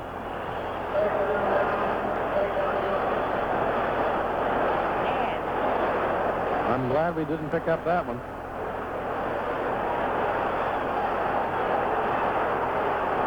Minute and a half remaining, third quarter. 3rd down, 20 to go. Sauer out 4 at left end. Castor is flanked to the right. Nope, might be calling an automatic now. Namath back to throw. He fires. It is overthrown at the 35, and nobody was covering George Knock, the running back. And the right tackle, Jerry Shirk, just unloaded on Namath. And he took the center, Schmidt, right back into him. The good thing nobody was on, the ball was overthrown because nobody was covering Mr. Knox. And a big hand for the Browns defense. Jets are going to try a long field goal.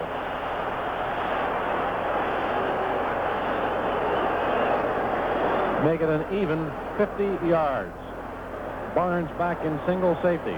Jim Turner to attempt. George Sauer holding. Barnes standing at the 5. Minute 10 remaining, third quarter. Browns lead by 10. Snap. The kick. It's up. It is short, and it goes to the left of the goal post. A touchback. The Browns will take over at the 20-yard line. Still leading 24-14, and the defensive unit is getting a big hand. Defense was out there for a long time.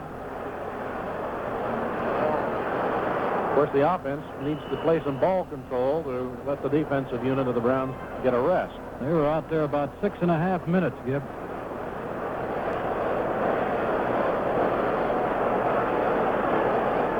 All right, the Browns out of the huddle, starting at the 20. Collins flank right. Hooker splits 8 at left end. Morin out a yard at right end. Nelson fakes the handoff. Throws. It is dropped by Milt Morin at the 32.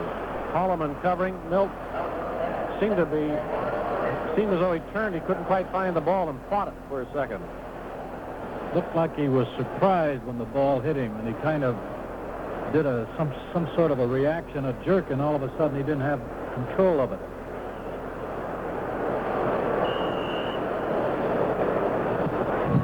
Down to 59 seconds of the third period now. 59 seconds. Most of the scoring was done in the first 5 minutes as we opened this second half with Homer Jones' 94-yard kickoff return for a touchdown. All right, the Browns having trouble lining up now. Okay, Hooker's a slot left. Collins split 7 to the left. Morin out a yard at right end. Handoff. Kelly on a dive over left tackle, gets a yard to the 21. Thompson knocks him down along with Atkinson, the middle linebacker. It'll be 3rd and 9. Browns have had no luck running the football. Well, Blanton Collier said he thought one of the big reasons that they won the Super Bowl was their defense. He said it's always been a whale of a defensive ball club, but it always is in the shadow of a Joe Namath or Don Maynard, some of the more glamorous names. But he said they had a tremendous defense, and he thought that the defense won that big game and caused the upset against Baltimore. And the only one big on that line is Biggs at 270. The others are around 245. Kelly now is a slot left. Collins flank to the right. Nelson to throw. He fires. It is caught. Flag down. Morin at the 30 to the 35, and he's down on the 36-yard line. We have a flag drop back on the 13-yard line. Holloman made the tackle. They're going to call it back. Bill Nelson is mad as he kicks the dirt. They're back on the infield part of this stadium here. And if it's following a pattern, it'll probably be offensive holding. And Bill Nelson, after Milt Morin dropped one, went right back to him. From the 21 to the 11, half the distance, holding against the Browns. The umpire usually calls the holding penalties. If it's all by the umpire tonight, he's been busy. John Little, the new defensive left end now, another rookie, replacing Mark Lomas. Third down for the Browns. About 23 to go for the first down. 11 seconds remaining, third quarter. Browns really backed up deep now. Collins split 7 to the right. Hooker flank left. Nelson going to throw from the end zone. Drills it deep in the middle to Kelly. He can't hang on to it as it's batted out of his hand at the 26-yard line by Ralph Baker, and he almost picked it off. They both took a swipe at the ball. Neither got it. Browns will punt now from the end zone. One thing about this punt, they only have 4 seconds left to play in this period, and there is a rather strong wind, and Don Cockroft's going to get that advantage. And going into this fourth period now, the Browns will be facing that stiff wind. And remember, we're only 10 points apart in this ball game, and that's 7-3 for the Jets should they choose to, and also get in a position to go for a tie. Jets probably will put a rush on now. Battle and Bell are the deep men. Snap to Cockroft. They do not put a rush on. Beautiful high spiral. Bell under it. Got it on the 40 of the Jets. Right sideline, 45. Hit hard on the 49 and driven back. Hard tackle by Al Jenkins. And there is the gun. That's the end of the third quarter. With the score, the Browns 24, the Jets 14. A recent consumer study revealed the consumer knows very little about the kinds and grades of lumber on the market. If you happen to be one of those folks, we have a solution for you. Deal with people in whom you have confidence. Someplace like the Worcester Lumber Company. If you take their advice, they'll make it right if a mistake is made. The Worcester Lumber Company carries Wayne garage doors. Louis Carter makes this interesting observation, quote, once you have an electric garage door opener, you wouldn't consider ever being without one. And if you want one, the Worcester Lumber Company will install it for you. It's about time to get that old storm door replaced, too. It'll cost you just $29.95 for the door, and for a small additional fee, the folks at Worcester Lumber Company will install it for you. Yes, if you have any questions at all about building or building materials, we urge you to stop by the Worcester Lumber Company, where the friendly folks will be more than glad to help you with any problems you may have. We suggest you stop at your earliest convenience and avoid the rush. Worcester Lumber Company, opposite the fairgrounds in Worcester.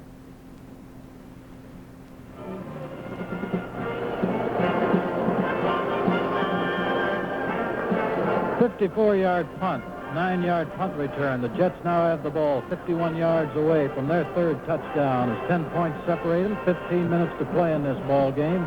It's been a real fine opener for these two ball clubs as the Jets stay on the road for the next 2 games and the Browns hit the road for a single game. The next home game is 2 weeks from last Saturday. It's October 3rd, a Pittsburgh Steelers normal Saturday night visit. And keep in mind the game is a 9 o'clock kickoff time. That's to stay in the same area of kickoff time that these Monday nights are. So if they're going to be a night game, they're all at 9, afternoons at 1. Castor still in as the flanker for the Jets. He's flanked to the right. And Sauer is split up 8 to the left. Gib to Snell. Now they're holding left tackle to the 40. 35 down on the Browns' 32-yard line. Billy Andrews made the tackle. He's the new right side linebacker. 19-yard pickup again for Snell. That puts him over 100. The Jets, after 3 quarters, had run 53 plays to the Browns 40. And the Jets control the ball now. Castor is split 7 to the right. Sauer is flanked left. Lammons tight on the left side. Handoff to Boozer, left tackle, 30, 28. Lindsay on the, Lindsay Garlington rather, on the tackle, along with Howell. Snell is going out of the lineup. Lee White is coming in as one of the running backs. Boozer stays in. That was a 4-yard pickup, and Boozer is averaging 4 yards. As I mentioned, he is the man that just will 4 and 5 yard you to death and give it to Snell for the long game. Castor flanked to the right. Sauer out 5 at left end. Handoff. Boozer on a dive down to about the 35-yard line. Walter Johnson on the tackle. 25-yard line, rather, not the 35. It'll be 3rd down, about 3. 13:30 remaining in the ball game. Namath has connected one way or another 4 times out of the 9 third down situations. Castor flanked, split to the right by 7. Sauer is flanked to the left. Handoff, Boozer, left tackle, dives close to the 22, close to the 1st down. Billy Andrews on the stop. Well, he's a load, isn't he? He is, and how often would you see a quarterback in this position stay on the ground and go with the same runner when you have a runner with Snell's capabilities, but instead of giving it to him, he gave it to Boozer for 3 straight carries, and here comes the chain gang. Looks like they may have it, too. 1st down. And Boozer's gone out of there. Knock is in the replacement. You know, Boozer only weighs 195 pounds. That all? I don't believe that. He looks like he's 205, 210 at least. The running backs now are Knock and White. And 5'11" to boot. Browns lead by 10, 4th quarter, 12:40 remaining. Jets out of the huddle. Castor, flank to the right. Sauer out 5 at left end. Lammons out a yard at right end. On the draw, Knock is hit at the line, hits it now at the 20 and down at the 19-yard line by Walter Johnson. They couldn't keep him in the backfield. Andrews hit him first. Pick up of 3. 2nd and 7. Namath keeping the Browns defense guessing. 3rd quarter, he passed more than he ran in one drive. Now he's staying on the ground. Castor flanked to the right. Lammons out a yard at right end. Sauer splits 5 to the left. Namath hands off to White. Cutting outside the end. 19 out of bounds at about the 18-yard line. Billy Andrews strung the play out to the sidelines. Walt Sumner then got him out of bounds, and Sumner is hurt out of bounds on the far sidelines. His ankle, I believe. He's calling for some attention. The Browns see it and send Freddie Summers out on the field, but the Browns are going to have to take a timeout. Walter hurt the ankle as he collaborated on the tackle. Now he's standing up. Favoring the right side, and I believe it's the knee. Line of sight in Walt Sumner, but I think they're working on the right knee as Ernie Kellerman comes over to rejoin the huddle. Freddie Summers is in there. Freddie is one of 6 defensive backs, the other being rookie Richie Stevenson, and Freddie works out as both a safety and a cornerback. And then, of course, they have a couple of defensive backs on the Cab squad. Tom Shane and Ben Davis. Walt is still standing on the far sideline and now is jogging back into the huddle.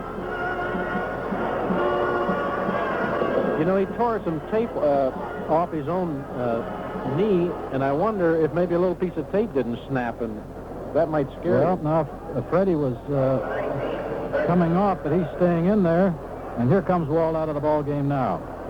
There was some doubt. Walt doesn't want to come out. Everybody wants to play, of course, but he's coming out now, and Freddie's in there at right cornerback. And the Jets in this half have controlled the ball 26 plays to the Browns 8. Boozer and Snell back in as the running backs. 3rd down and 7 for the Jets. Ball on the Browns' 18-yard line.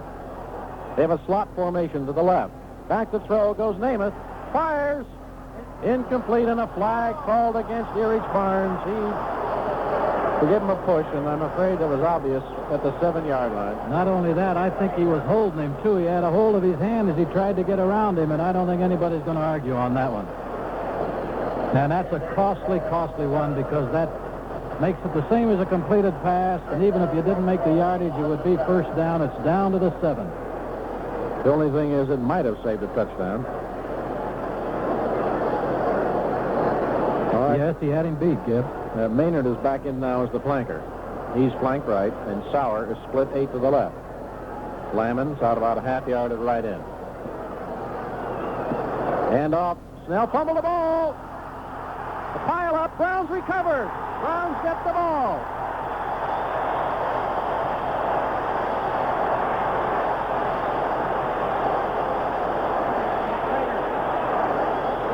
Jack Gregory got the football. I believe, Jim, that might not have been a good handoff. I don't think he had control of it. I don't either, Gib. Because that ball was on its way out of his control before he even hit the line.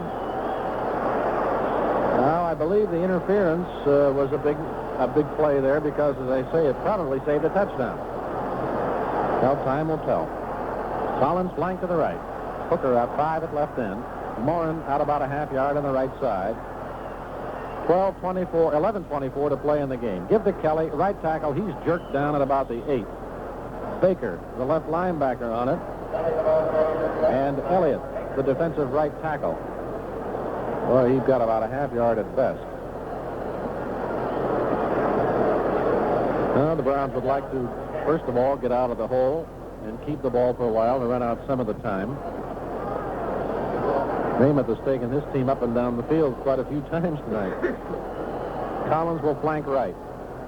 Hooker out to the left. They're in the I formation, shifting out of it. Morin splits about a yard and a half, maybe 2 at right end. Nelson's going to throw it. It is caught by Collins on the 21-yard line.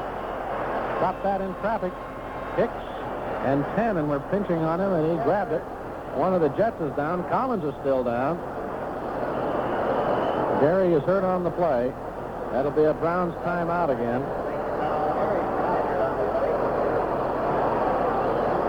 There's one of the reasons you have Gary Collins in there, whether he is injured slightly or not, because he can sure catch it in traffic. He's a big muscle man, and he just loves to have people hang on him because he just kind of shoulders them away.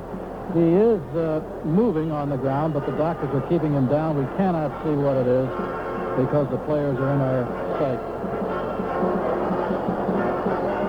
One of the men who tackled him doesn't feel too well, but he is up. I think Gary, I would imagine, from the type of collision, might have been hit with somebody's knee in the helmet. Well, they have his helmet off now, and they're keeping him on the ground, but as I say, he is moving.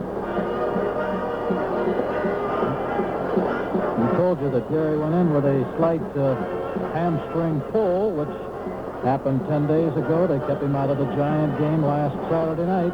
Jim, you swing your binoculars 5 yards to the left. That Tannen, the rookie cornerback, is also down and being administered to by the Jets doctor. Now he's getting up. Now he's just getting up.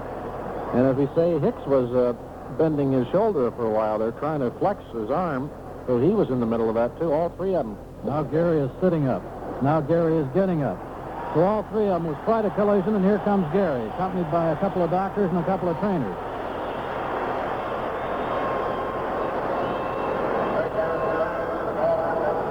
Gary got knocked out in, what was it? Was that a doubleheader or a couple of games ago down in Memphis or somewhere? That was the Chiefs game, right, down in Memphis.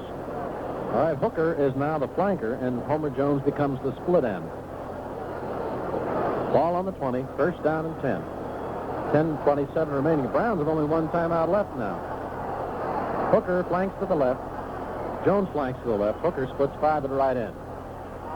There we go. Contact is made in the middle by Thompson, the left tackle of the Jets. Elliott also jumped, and they're calling it against the Jets. 5 yards.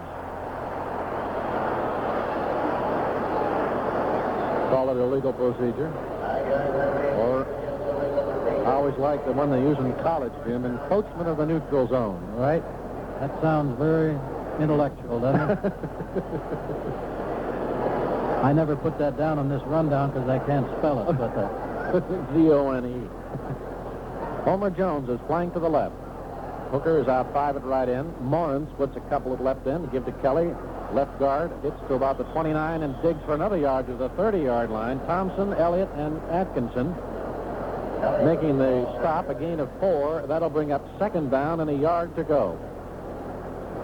It was 1st and 5 after the penalty. John DeMare led the blocking. The ball's on the Cleveland 30. And we have 10 minutes remaining. Second and a yard to go.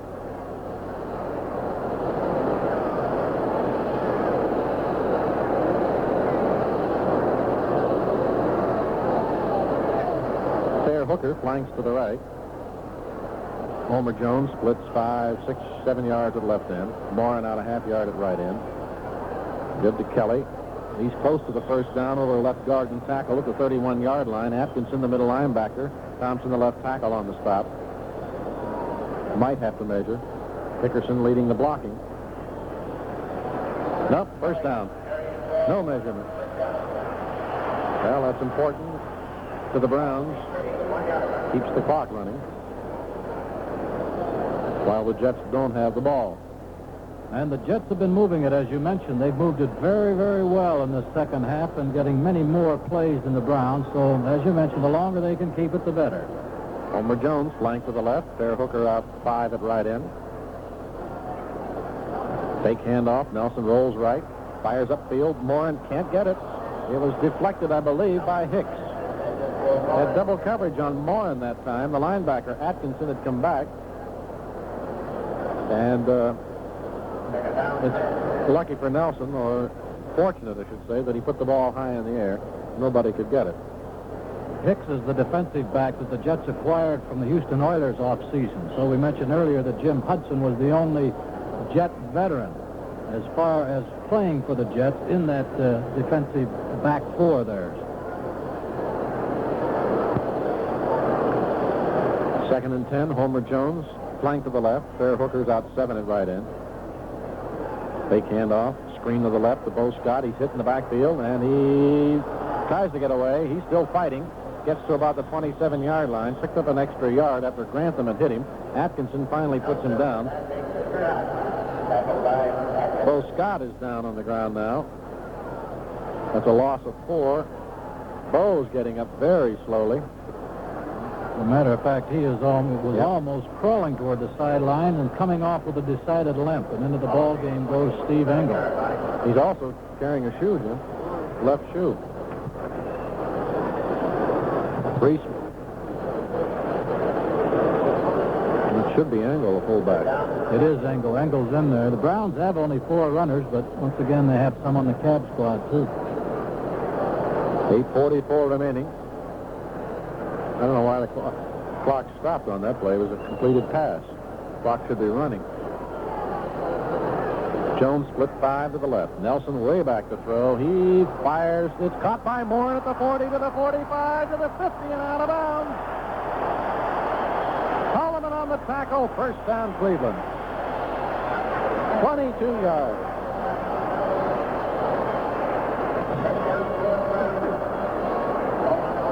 Becoming a favored pattern of Bill Nelson's to Milt Morin, and this is not a short one either. This is a deep pattern for the tight end, who came from lining up strong left, crossing over the middle, and he caught that outside the 45-yard line.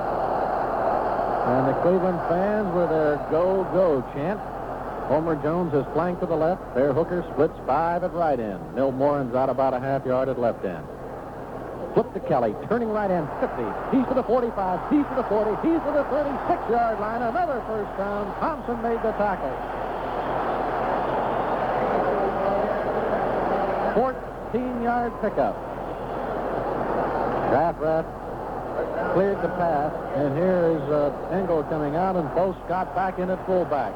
Jim, the Browns had about 11 minutes left, I think, when they started this drive, so they've had it about 4 minutes already. That's right. This is a tough football game, too, Gib. Boy, they're taking a beating in there. What they don't see also is after Nelson passes, he's usually being hit, and people will take their eye off of him because they want to naturally watch the ball. But the Browns are really know they're in a tough game, both sides. Jones flank left. Hand off on the draw to Scott up the middle to the 30. Bo to the 25. He hit for the left sidelines and pulled down on the 19-yard line by Early Thomas. We have a flag on the play. The Jets jumped offside. It's a matter of whether they were pulled off or not. They were not. It's against the Jets. It's declined. First down, Cleveland. 17-yard pickup for Bo Scott. The ball's on the 19-yard line of the Jets. 6:58 remaining. All they have to do is get this one in. Despite the close to 7 minutes left, Gib, they get a touchdown here. You've got to feel reasonably comfortable. Coaches never will. At least they would never admit it. Now Blanton Collier waves his arms in an effort to try to silence the crowd here who is shouting, "Go, go, go." First time I've seen him do that, but I don't watch Blanton too often during a game. Hooker flank to the right. Jones out 4 to the left. Morin splits 2 to the right. Flip to Kelly, trying to turn left end. He's at the 15-yard line and pulled down at the 15 by Hicks and by Grantham and by Thomas. That'll be a pickup of 4 more yards. Second down and 6 on the Jets 15. As he jumped into that group of tacklers there, he just kind of squeezed the ball a little tighter to his chest. This is what you don't want to do down here when you're on the move and ready to take the game out of reach of your opponent. You don't want to fumble like the Jets did. That's the reason the Browns got another life here. And Kelly's up now to 58 yards. And most of them this half. Homer Jones flanks to the left. Morin's out 2 to the left. Hooker's out 7 at right end. Second down, 6 to go. Nelson hands off on the draw, and Bo Scott is nailed as soon as he gets the ball by Elliott and by Baker and by Thompson at the 20. We have a flag on the play.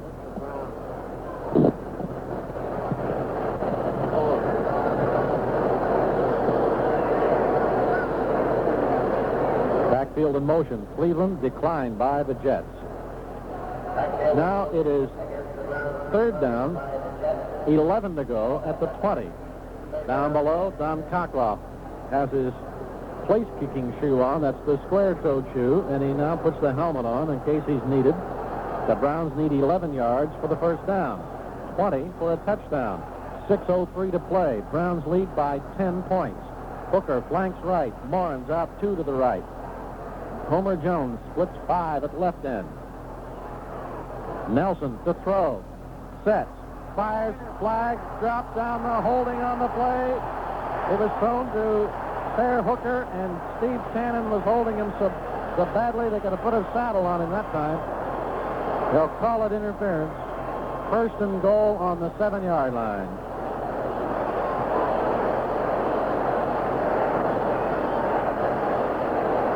That takes the Jet penalties up to 155 yards. They've had 16 of them. For 155, they call it pass interference on the 7 as Gib called, so it's first and goal to go. We're now at the 5:57 mark. Put it in, Browns, and you can relax a little. First and goal on the 7, 5:57 to play. The Browns come out of the huddle with Homer Jones flanked to the left, and the ends are in. Nelson gives to Bo Scott. Trying to turn the corner. Hit at the 10. He's going to be thrown out of bounds. At the 11 by John Little, the rookie defensive left end who just came in on that play. It is second and goal at the 11. The Browns' sweeps have not been working except on those quick flips. And Scott on that one got too far behind his interference. His interference was out in front of him about 6 yards, and that's too much. Allowed the defensive man to come in between him and get to Scott before he even got to the line of scrimmage. But still in good shape, second and 11 now. And a field goal, as you know, you can add, would be a 13-point margin. It means a win for the Jets would necessitate 2 touchdowns. Hooker splits 5 to the right. Jones, flank left. Nelson to throw. Sets. Fires. It is overthrown at the goal line, intended for Milt Morin. Holloman was covering on the play. Hicks was with him. Had an eye on Bo Scott at the time. Bill Nelson didn't see him. Bo was wide open. Oh, he was. He was wide open at the 10. Then he cut right in underneath the goal post, and he was open, but As we've observed so many times up here, Gib, it's real simple for us. You ever notice at practice, Jim, standing behind the offense, you can't see anything. All you have to do. Terrible place to view a ball game is from down on the field when you're playing. It always amazes me why some people who are close to ball clubs get field passes and go down there and watch it. I think that they'd rather be seen rather than watch the game themselves. Both ends split. Jones flank left, third down. Nelson throwing in the middle, dropped by Milt Morin at the 5-yard line. Hicks was covering him. The Browns will go for the field goal. Of course, that would not have been a touchdown anyway. Milt had he caught the ball, had 2 men with him. The clock stops at 5:44, Gib. Still lots of time the way Joe Namath runs it. Browns had it for over 5 minutes in that drive. Of course, Kockoff, we take something for granted. He has to make this. 18-yarder angle right at the hash mark. Mike Phipps holding. Snap, spot, kicks up. It is no good. It's off to the right. There's an official timeout on the field with the score, the Browns 24, the Jets 14. Walt Summers on the sideline. Freddie Summers, number 20, is in at his position. And you can expect Mike Howell to shade himself over to the right to help out Freddie, who hasn't had too much game action in that particular spot. Walt seems to be all right, but he's on the side. First down, 3 yards left at the end of 20. 5 minutes, 40 seconds remaining in the game. Jets out of the huddle. Castor is back in at flanker. He is flanked to the right. Sauer is split 5, 6, 7 yards at the left end. Lammons out a half yard on the right side. Namath back to throw. He fires. It is caught up at the 30. Boozer to the 35. I tell you, I think Namath threw that one almost sidearm to get rid of it in a hurry. But it got there. Andrews and Houston on the tackle. First down for the Jets. Picked up of about 14 yards. They'll mark it a little over the 34-yard line. 5:15 remaining. Jets trail by 10. Castor will flank right. Sauer out 5 at left end. Lammons splits a yard at right end. 5 minutes remaining. Namath to throw. Fires. It is caught by Castor at the 50, and he's pulled down by Kellerman on the Browns' 48-yard line.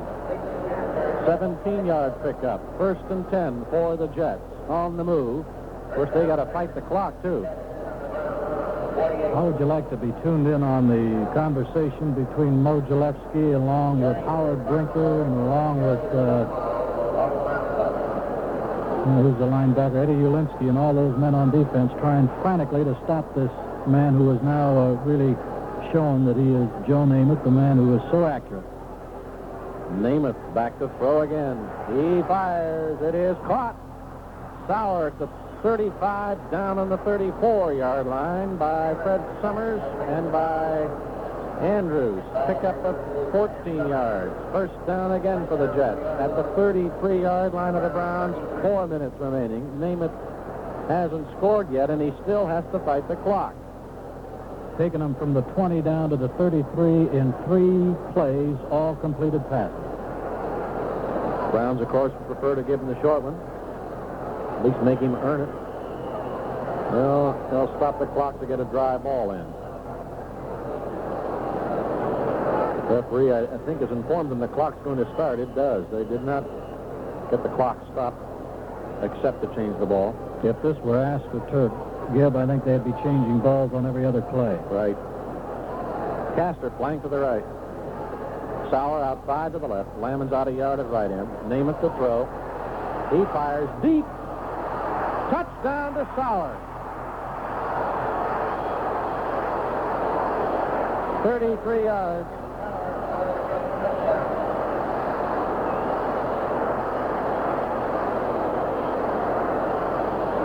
.322 remaining. 33-yard touchdown pass from Namath to Sauer. Boy, if you're a Jet fan, that's about as pretty a series in 4 plays, all passes. 2 to Sauer, 1 to Castor, 1 to Boozer from the 20, 80 yards in 4 plays. Now Turner to attempt the point. Sauer holding at the 10.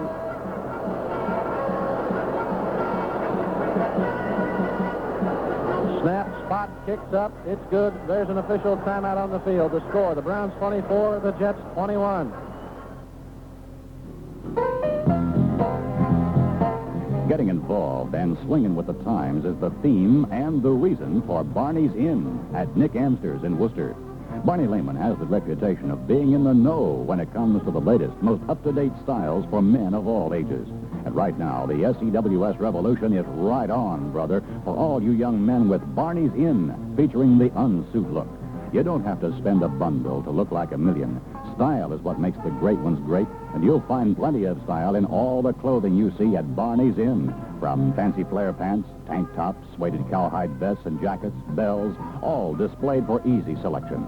The latest fashions all hang out for you to mix and match to suit yourself. Be you in the clothes you wear from Barney's Inn at Nick Amster's. Young men who belong to the action generation are going to where the action's at. Barney's Inn at Nick Amster's in Worcester.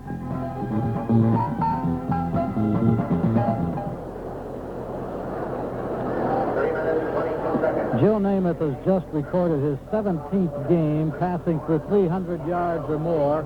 Unofficially, he stands at 303, 18 out of 30. Johnny Unitas has 25. Joe hasn't been around nearly as long, so you know what that particular statistic means. Jim Turner now, ready for the kickoff. Will he onside it or not? Nope, he hit it. And it is Homer Jones at the goal line, 5-10. He's hit once, gets away to the 12, 15, left sidelines, out of bounds. On the 22-yard line. Jimmy Jones, the man who got him out of bounds. Well, now the offense carries the load for the Browns, trying to get at least one first down. Maybe we'll need two. And, of course, the Jets' defense will try to prevent it. Right here, the fact the Browns only have one timeout, as long as they hold on to the ball, this is fine. They don't care about calling it. They will get the timeout in 1 minute, 11 seconds down to the 2 minutes. The Jets have all three left. Booker flanks right. Homer Jones out 5 at left end. Morin out a half yard at right end. Give to Bo Scott, left guard, no hole. He's hit hard by Atkinson. Bo seemed a little hesitant going through the hole, and Atkinson slammed into him. And he got a half yard at best. 2:53 remaining. Clock is running. Browns lead by 3. It hasn't been this close since it hasn't been this close since it started. 7-0. Jones out 4 to the left. Hooker flank to the right. 2:34 remaining. Give to Kelly, right tackle to the 24. That's all. Atkinson again on it. So is Lomas. Left end. Thompson, the left tackle. John Damari is coming to the sidelines. Jim Copeland in to replace him. John is losing his right shoe, and it's off. I don't think he's injured at all. I think he just lost his shoe, and he's coming back, and I think he's going to tape it back on. Jets have called a timeout, Jim. I don't know why. 2:10 remaining. They're going to get a timeout in 10 seconds anyway. I don't know. I was surprised at that. The Browns desperately trying to pick up a first down here to hold on to the ball. Now they're faced with a third situation and still 7. Do you go to the air or do you stay on the ground? Well, the clock has stopped through the courtesy of the Jets. It's been a whale of an opening 1970 season football game here tonight. Lots of action. Lots of scoring back and forth. 14-0 first period, 14-7 halftime, and it was 24-14, now 24-21. Browns pretty much dominated the first half. Jets came back to dominate the second half, but that doesn't make any difference. It's whether you can put it in or you can put it through the uprights. As it stands now, it's a field goal by Don Cockcroft that spells the difference. On the 24-yard line, third down and a long 7. There, Hooker, flank to the right. Homer Jones out 3 at left end. Now they shift out of the eye. Homer splits 5 at left end. Morin out 2 at right end. Big play, third down 7. Nelson to throw. Sets, pumps. He can't find a man. He's going to run with it. He is to the 26 and 27, and that's all, and that means the Browns will have to punt. Grantham made the tackle with Atkinson. The 2-minute warning is coming. Nelson is up, and he's okay. 2-minute warning. There's an official timeout on the field to score. The Browns 24, the Jets 21. Whoa, whoa, whoa! On the punt, the ball is picked up by Battle at the 10-yard line. He's hit at the 3, and he's down on the 2-yard line. He made a bad decision to pick up the ball. He let it bounce. He called for the fair catch and let the ball hit at the 30, and it rolled all the way to the 10. Battle picked it up at the 10-yard line and finally got nailed. They'll mark his forward progress at the 4-yard line. I'll tell you, I think he thought that ball was going to go out of bounds because it was mighty close to the near sideline between the 25 and 20. That was definitely a Cleveland bounce, and he picked it up on the 10 and went back to the 4. 63-yard punt. Jets starting at the 4 with 1:38 remaining. Namath is running with the ball around the left sideline, and he's knocked down at the 4-yard line. It must be a mix-up on the play. I see Matt Snell looking to Emerson Boozer and holding his hands out as if to say what happened.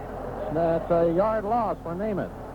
He turned around to hand it off, and nobody was coming. The back, I don't know whether it was Snell or Boozer, was just sitting there. Get a break after this play. Clock's running 1:20. Jets are 97 yards away from winning it. Browns lead by 3 points. The Jets huddling in the end zone. 2nd and 11. Walt Sumner's back in at right cornerback. Castor is the flanker to the right. Sauer splits 5 to the left. Lammons out a yard at right end. Namath in the end zone. Drills it. It batted away in the end zone by one of the Browns linemen. I think it was either Gregory or Shirk, Jim. I think it was Shirk. There's, let's take 10 seconds for station identification. This is the Cleveland Browns Football Network. This is high school, the College of Worcester, Ohio State Buckeyes, and Cleveland Browns football on WWST FM stereo in Worcester.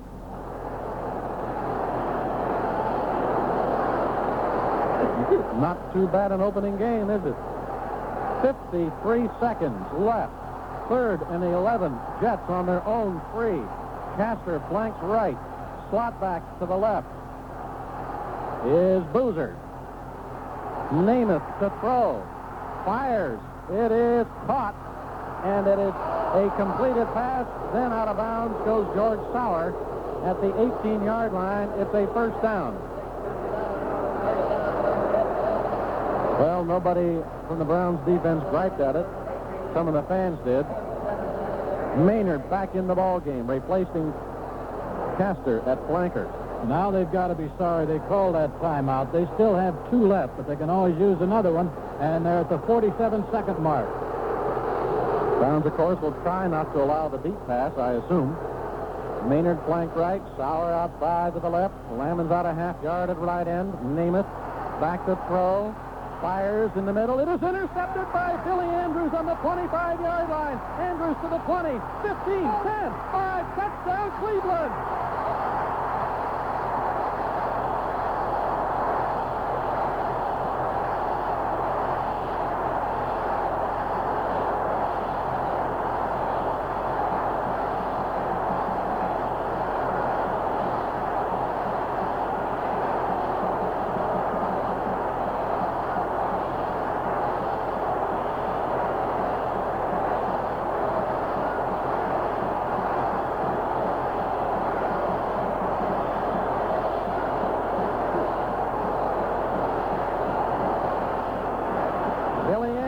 Intercepted a Joe Namath pass and ran it 25 yards through the Jets and through pandemonium to win the ball game just now for the Cleveland Browns.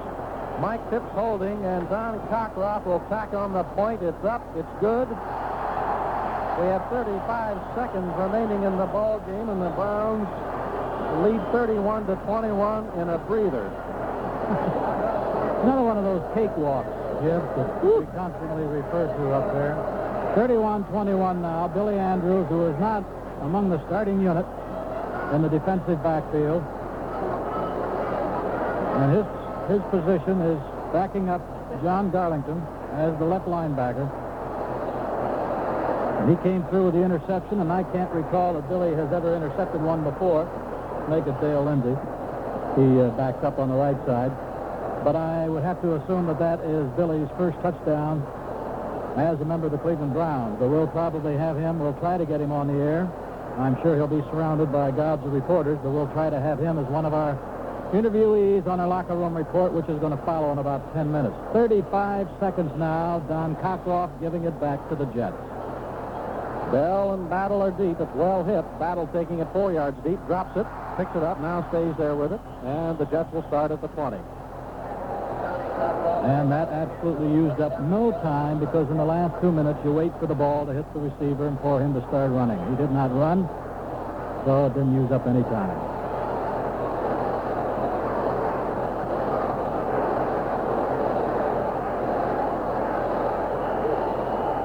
And Al Woodall is the new quarterback. Joe Namath is not on the field. Among other things, there's no reason for the Jets to get Namath hurt, because he can't win it with 35 seconds. Exactly. They're very wise. So Woodall will run the ball club the last few plays. And he has the 2 new running backs with him also, White and Knox. Joe Jones hits Woodall, and he is down. Gregory helped wrap him up. Joe Jones hit him first. Then Jack Gregory put the icing on it. That's back on the 11. It is a good thing Namath was not in, although he's getting his knees banged up. Clock shows 8 seconds. Now it shows 28 seconds. Didn't miss by much.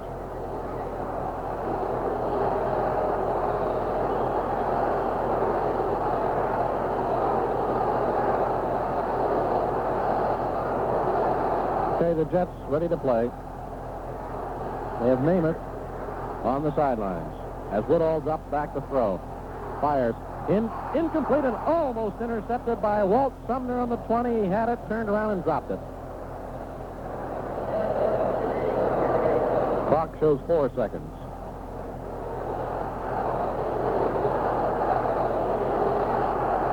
Well, the fans are kind of giving it to Namath now. Not completely necessary. He's defeated. That's enough. Ball's on the 11-yard line. Time for one more play.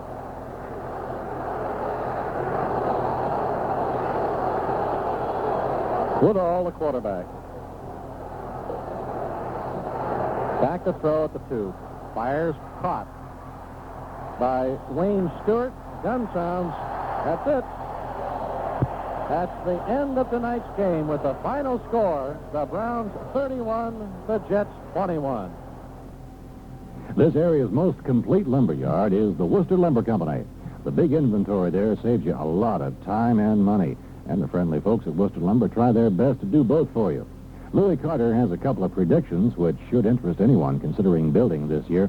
First of all, it'll cost considerably more to build during the latter part of this year than it does right now. Another observation by Louis merits the thought, should a housing boom develop, building materials will become very scarce. And so it would seem the better plan of action would be to make your plans now for any building you plan to do this year. If you decide to save money by doing all or part of your building yourself, then Worcester Lumber is the place to buy those materials. They'll help you select the correct materials and save you both time and money. If you need it for building, Worcester Lumber Company has it.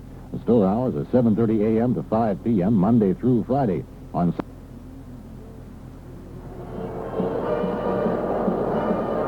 Well, the Browns opened the 1970 season with a 31-21 win over the New York Jets, and it went right down to the final minute before it was decided.